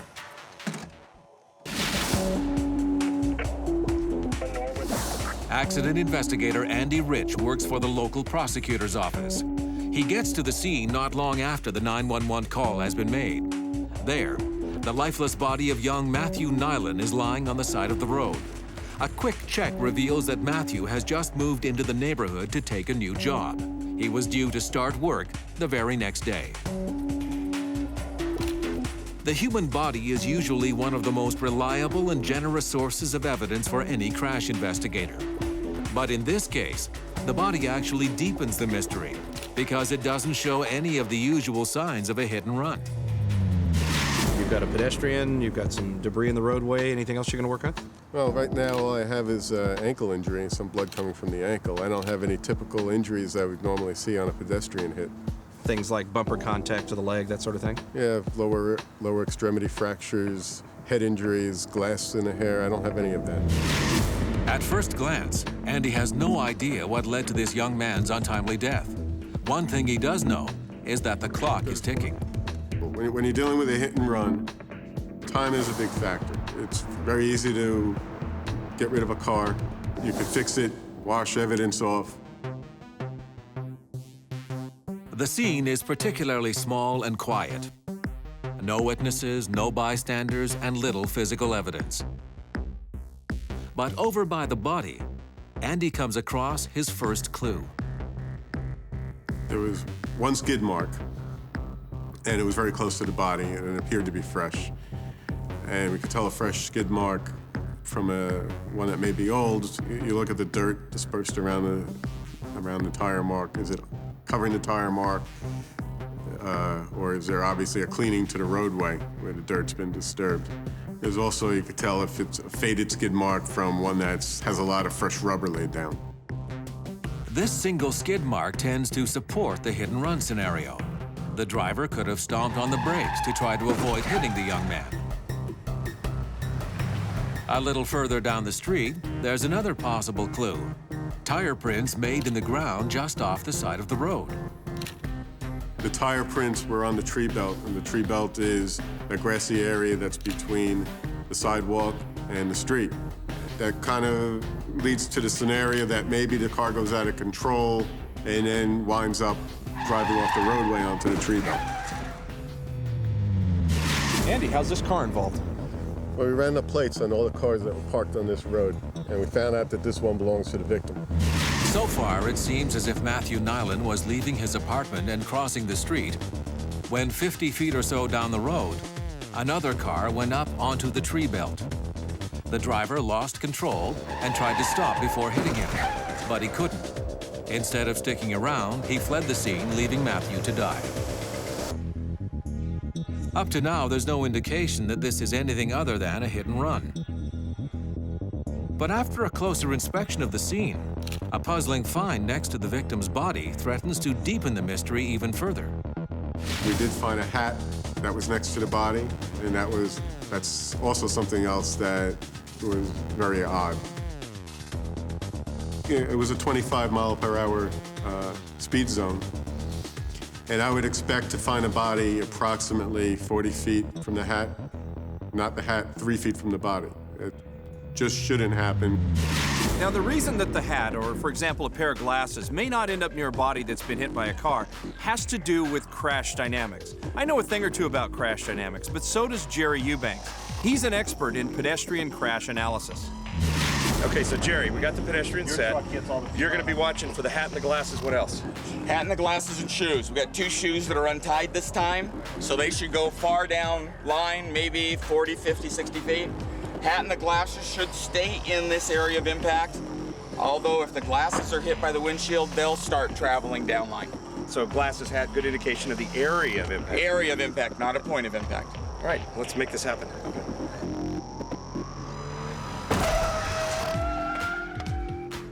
So we have the head crash, and we find that the evidence we expected to see near the point of impact here. For example, the hat, we're only talking about it being about 6 feet from the actual marked point of impact, and about 9 or 10 feet away, we find the glasses and one of the shoes. So everything is exactly where we'd expect to find it. Back in New Jersey, Andy Rich has Matthew Nyland's body and the hat Nyland was wearing almost right next to each other, not widely separated as the crash dynamics would suggest. Yet a 911 caller claimed Nyland was the victim of a hit and run. For Rich, the evidence is just not adding up. Coming up, a flash of inspiration takes Andy Rich's investigation of a possible hit and run in an entirely new direction. I think about what happened at the scene. You know, did I miss anything? And later, an experienced rider finds himself sliding into the path of an SUV. What sent his bike skidding out of control has investigators scratching their heads. Being a motorcycle rider myself, I know that the tires aren't that shiny. I went over and felt them, and there was a very slippery substance on them. And it actually went around the whole tread, except for the travel portion, a very thin, narrow strip on the center of the tire itself.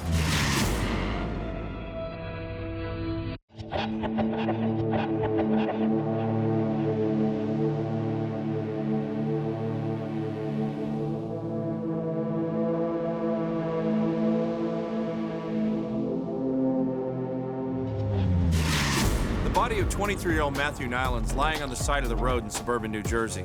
We've all seen this before. 1 minute, a healthy young kid. The next minute, a grieving family trying to pick up the pieces. Andy Rich is the first stop on that long road. He's here to find out exactly what caused Matthew's death, both for the parents and the authorities. But this case is getting stranger by the moment. Anytime 2 objects come in contact with each other, there's going to be a transfer of evidence.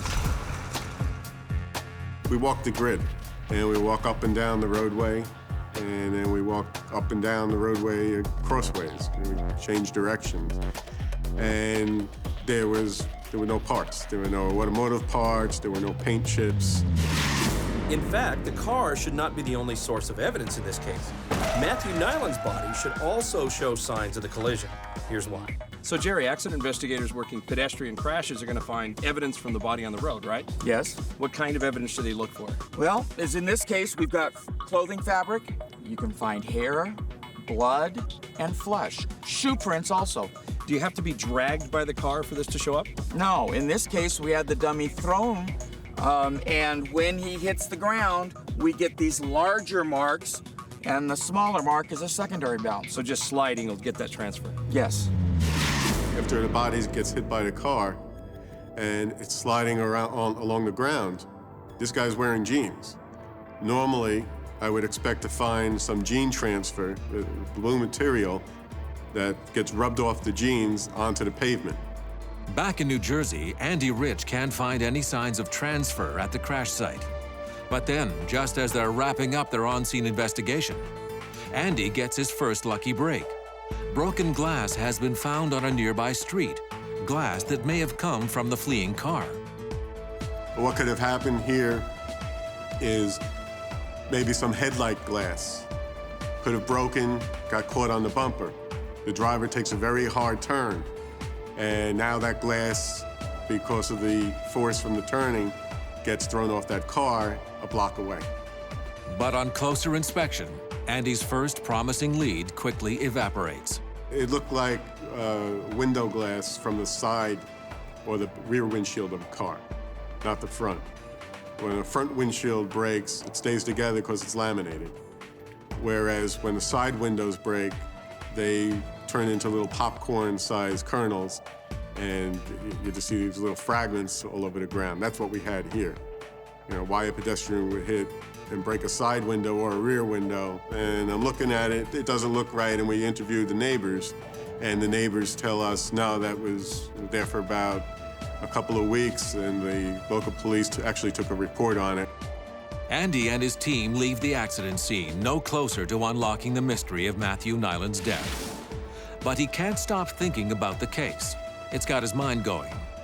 The absence of physical evidence, the hat next to Matthew's body, the strange ankle injury. Something's just not right. And then, later that night, it comes to him. As normal, I think about what happened at the scene. You know, did I miss anything? And I started thinking, if I jumped from the roof of the apartment building, where would I land? And I just started thinking about that. It's now the next morning. Rich has been working on the case for more than 12 hours. In the early daylight, he goes back to the scene to take a few measurements at the nearby apartment building. If someone were to jump off the roof or get pushed, they'd land just about where Nyland's body was found. The case has taken a brand new turn. Nyland may have been killed or committed suicide, but Rich isn't concluding anything just yet. Just because that body was found where I theoretically would think it should have ended up after jumping from that building doesn't mean that that's what happens. But still, Andy now has a solid working theory that can be validated by further examination of the body. Injuries from a fall are very different from those caused by a car hitting somebody on the street. It was important to see what the medical examiner had to say. Hello. Hey, Andy, how are you? Okay, what happened? Well, I want to talk to you about this pattern of fractures on the legs.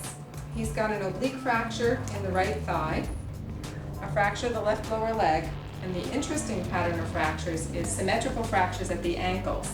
And looking at the x-rays, the way the fractures are situated, to me it's much more consistent with falling from a height and not from a direct motor vehicle impact.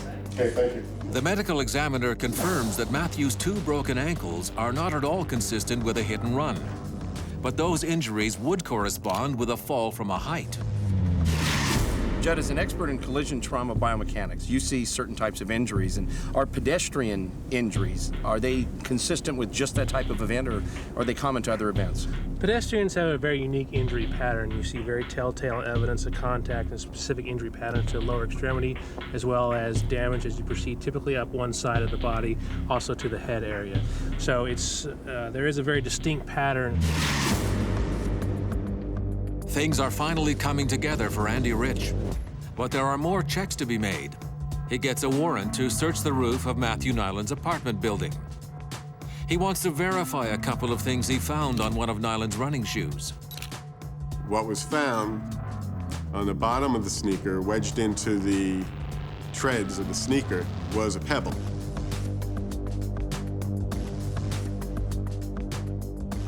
And also on the top of the shoe was like a black smear, some type of black transfer. And we noticed on the roof there was tar. There was an impression in the tar that matched the sole of the sneaker. When we went into his apartment, we found medications that's used to treat patients for depression. Everything is now clear to the investigators. This is not a hit and run, just a very sad story. A desperate young man climbs to the top of his apartment building and jumps. His body lands on the side of the road, making it look like he was hit by a car. Investigators do just that, they investigate. And in this case, Andy got to the scene of what appeared to be a hit-and-run crash, and he applied his investigative techniques and he solved the case. A good investigator will do that. He relied on his training and experience. He figured out that this wasn't actually a hit-and-run, the hit-and-run it appeared to be. But who made the tire marks? Who made the phone call? We may never know. Ultimately, though, the family's going to have to figure out why the young man ended his life the way he did. Next, investigators are baffled when a motorcyclist's fatal injuries seem to have come from something other than a motorcycle crash. We attend the autopsies just to ensure that foul play is not involved. And in doing that, we can rule out a homicide, because unfortunately it's very common for people to use motor vehicle crashes as a cover-up for a homicide.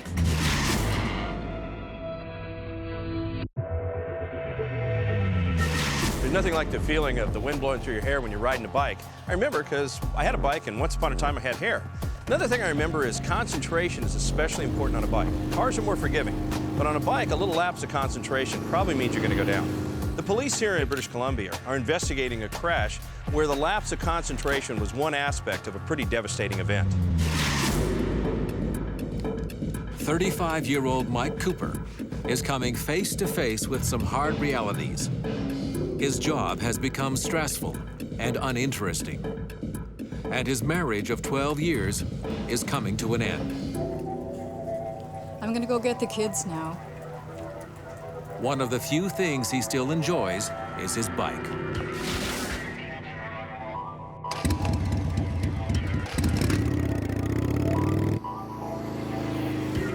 After a long ride lasting well into the evening, Cooper is returning home when suddenly disaster strikes.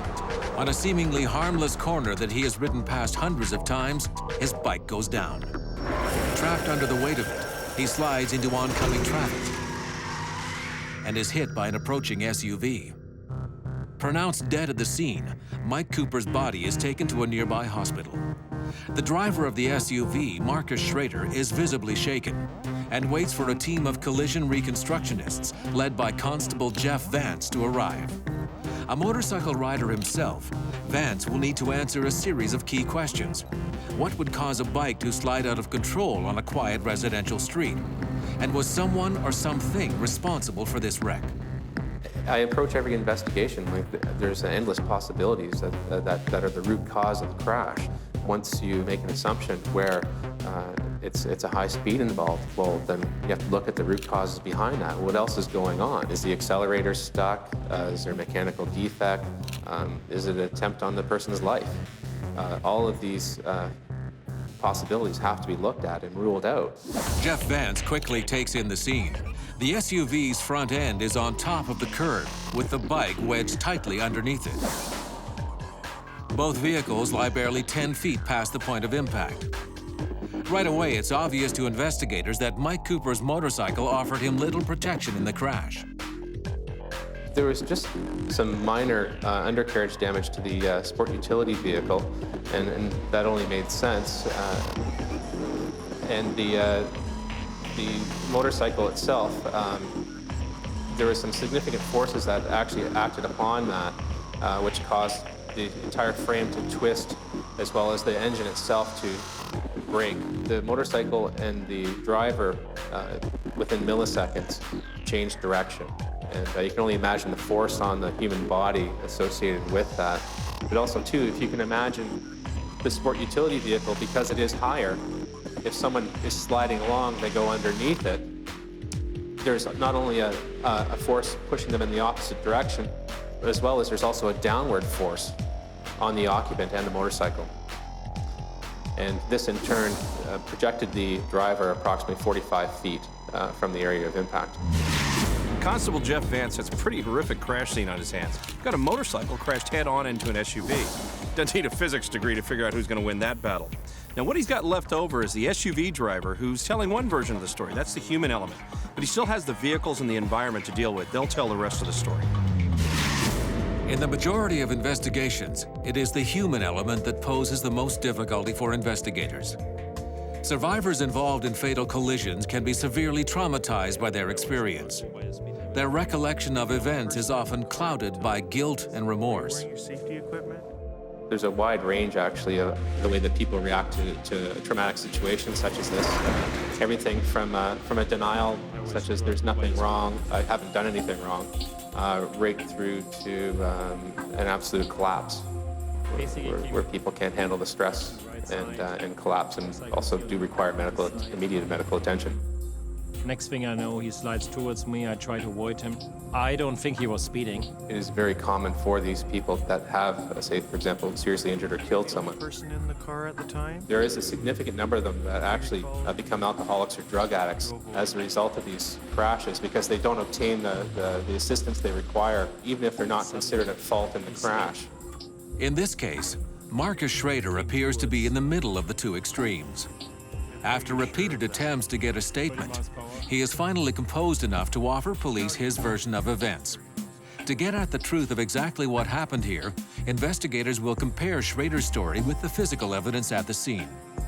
Everyone has a different perception of the truth, and it is unfortunate, but it is in human nature that people omit things or add things to their beliefs that would assist them in any way possible.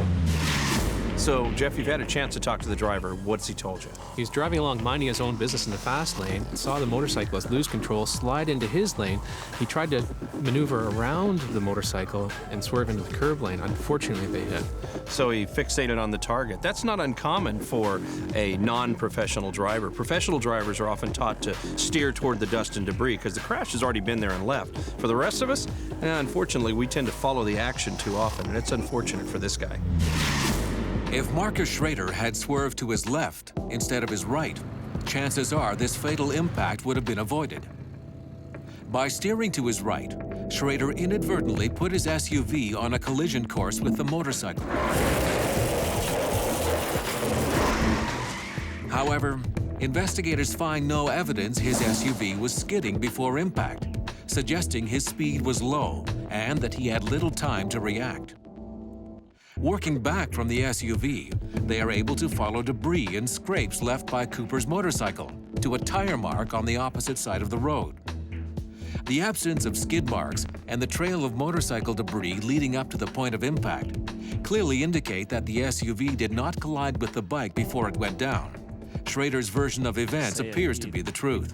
It appears that Mike Cooper's bike simply fell and slid across the road into the path of Schrader's SUV. The big question is why? So when you take a look at this crash scene, we're still trying to figure out what would cause this guy to lay the bike down and end up underneath the SUV. Well, one of the issues is speed, or potentially is speed. So Jeff's looking into the coefficient of friction, the stickiness of the roadway and tire combination, together with a little bit of math to try to figure out how fast this guy actually was going when he laid the bike down across the center line of the road. From the evidence littering the road, Jeff Vance determines that Mike Cooper was traveling at just 30 miles per hour when he lost control of his motorcycle. Slightly over the speed limit, but well under the capabilities of both the motorcycle and its experienced rider. It was very important to determine how fast the motorcycle was driving and maneuvering the corner. He wasn't traveling at a high rate of speed, so it posed the question to me then, what would cause it? If someone is going too fast for the corner and loses control, then it's completely understandable. But if someone's taking a corner around the speed limit, it just doesn't make sense for a motorcycle to lose control and for the driver to die as a result of it. After hours at the scene, police are still no closer to explaining how or why Mike Cooper lost his life. Coming up, Jeff Vance makes a discovery with tragic implications. We attend the autopsies just to ensure that foul play is not involved. It's very common for people to use motor vehicle crashes as a cover-up for a homicide.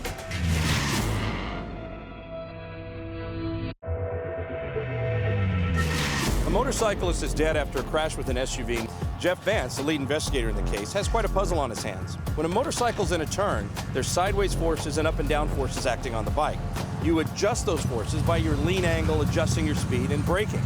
Jeff's wondering, did the rider in this case actually do something that upset that balance? He's hoping the body will give him some clues. We attend the autopsies just to ensure that foul play is not involved, and we do that through ensuring that the injury profile on the individual is consistent with the damage to the vehicles and the accident scene. And in doing that, we can rule out a homicide, because unfortunately it's very common for people to use motor vehicle crashes as a cover-up for a homicide. The medical exam reveals that the victim's leg was badly scraped and his foot crushed. His skin was literally torn inside out during the slide-out and the impact with the SUV. The injury is horrific, but not fatal. A toxicology report shows alcohol in the bloodstream at the time of his death. But the levels are so low, Jeff Vance quickly discounts any theory that Mike Cooper was driving while impaired. As the autopsy draws to a close, the medical examiner calls Jeff's attention to the victim's head x-rays. They clearly reveal the cause of death, but they also send the entire investigation back to the starting line. A hole in the skull, just above the left eye, produced massive trauma and significant blood loss. A helmet was recovered at the crash scene, but this injury suggests a helmet was not being worn at the time of the collision. When could the injury have occurred? Did Mike Cooper hit something that caused him to lose control of his motorcycle? Or did something or someone hit him? Jeff Vance will need to carefully re-examine the bike to find the answers. When a motorcycle hits a car, you don't expect them to die of a puncture wound to the head, especially if they're wearing a helmet. More typically, you'd expect them to have had injuries to their neck or to their internal organs. Their aorta can even be just torn off and they can bleed internally and die within minutes. Back at the police garage, Jeff Vance now knows what killed Mike Cooper, a puncture wound to the head. Revealing how the wound was caused will determine if the crash was an elaborate hoax to cover another crime or a catastrophic failure of a vital piece of safety equipment. Examining his personal effects, Jeff Vance quickly determines that Mike Cooper sealed his own fate the moment he put on his most important piece of protective gear, his helmet. Examination of the helmet itself, a label that was on the inside stating that this was a novelty helmet not meant for safety purposes. There is no padding on the inside at all, which has no energy absorption material at all. And this would also explain some of the trauma to this driver's head as well. If you can imagine the motorcycle sliding on its side, moving across 3 lanes of traffic, and being struck by a northbound sport utility vehicle. So basically, his head went up and struck the turn signal on the handlebar of the motorcycle, because that also hit the sport utility vehicle's bumper. And we know this through the examination with tissue being found on the turn signal, as well as the damage to his skull. So Jeff's had a chance to look at the bike, and he's got the rider dynamics figured out. As the rider went into the slide, he fell to the pavement, and the cheesy helmet struck the roadway, moving off his head and offering him less protection. So that when the bike hits the SUV, the rider goes forward, his unprotected head now hits the turn indicator. What Jeff's got to do next is to figure out what caused that bike to lean and then slide out. While examining the bike, trying to determine what caused Mike Cooper's fatal slide, investigator Jeff Vance is repeatedly drawn to the tires of his motorcycle. Shiny and slippery to the touch, it appears as if the sides had been polished with a product designed to keep car tires from fading or cracking. Could the polish have affected the motorcycle's handling on the night of the crash? Being a motorcycle rider myself, I know that the tires aren't that shiny. I went over and felt them, and there was a very slippery substance on them. And it actually went around the whole tread, except for the travel portion, a very thin, narrow strip on the center of the tire itself. I was thinking to myself, that's not right. And I thought to myself, well, that will significantly reduce the speed that this motorcycle will be able to take the corner. And I was thinking to myself, could this be it? Because I've never come across something like this before. So Jeff, do you have any working theories about why the bike went down? Yes, I found some contamination on the tires. They're really slippery, and I think that lowered the coefficient of friction between the tire and the road enough for the motorcycle to slide out. Can you give me a hand doing a lean test on the bike, just to see where the contamination starts? Sure, let's do that. What can I do for you? If you just lean the bike over towards me, and I'll let you know when the contamination touches the road. Okay, you can just go up a little bit. Okay, that's perfect. So what did you get? I got 20 degrees, and that's well within the normal range of a novice driver. A quick test in the garage shows that a 20-degree lean angle is all that is required to have the polished area of the tire meet the asphalt. On a test track, can a motorcycle going the posted speed limit through a similar corner exceed that 20-degree lean angle? The shape of a bike tire is not like what you find on a car. This bike tire is more oval. When you're driving down the road just straight and level, the contact patch is right down here in the center. When you go through a turn, that contact patch spreads around the sides. We know there's a relationship in a turn between lean angle and speed and, of course, the roadway friction. In this case, what we want to do is figure out if a lean angle in this scenario will get us past 20 degrees. That'd be about here. A more aggressive turn will be further out on the sidewalk. On a corner with the same curvature as the one at the crash scene, a rider maintaining 30 miles per hour easily exceeds a 20-degree lean angle while executing the turn. Not a terribly taxing demonstration for our rider. He made it to 20 degrees without any difficulty. But if you change the friction at that point on the tire, you'd probably have this bike slide out. It's interesting. You got to wonder, why would someone put that much stuff on that kind of tire on purpose? It seems inconceivable that Mike Cooper, an experienced rider, would put a slippery automotive polish on his own tires, where it could actually contact the road. Jeff Vance continues to examine the hours leading up to the crash for any evidence that someone could have deliberately tampered with his bike. Homicide detectives follow up on the suspicions, but they can find nothing to suggest that foul play was a factor in the crash.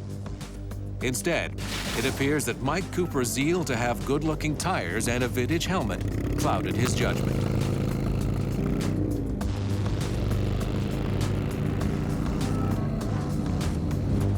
Jeff Vance began his investigation with a commitment to finding the cause of this crash and to explain how a low-speed impact killed a fellow motorcycle rider. He now has his answers. After a long ride to clear his head, Mike Cooper is returning home on a road he has ridden hundreds of times before. As he rounds a curve, his lean angle exceeds 20 degrees, putting an area of his tires slick with polish into contact with the asphalt. In a split second, his bike is down and sliding into the path of an SUV driven by Marcus Schrader. On impact, his head collides with the handlebars before his body is thrown into the grass on the side of the road. Evidence from the scene, the medical exam, and the motorcycle itself paints a picture of a man who made a series of poor judgments. Using a rubber polish on his own tires and choosing to ride without a proper helmet ultimately sealed Mike Cooper's fate. I've investigated over 1,200 collisions now, and I cannot think of one of them being an accident. They are avoidable. It's as simple as that. Driver error is a huge factor in all of these, whether it be speed or alcohol or just inattentiveness. I have not come across a true accident myself. There's no doubt about it that riding a bike requires a different skill set than driving a car, and greater concentration. One of the things that Jeff's investigation reminds us is that riders have to be responsible for their own safety and their safety equipment. This guy made a series of mistakes, but sometimes it's only one mistake that could end a life.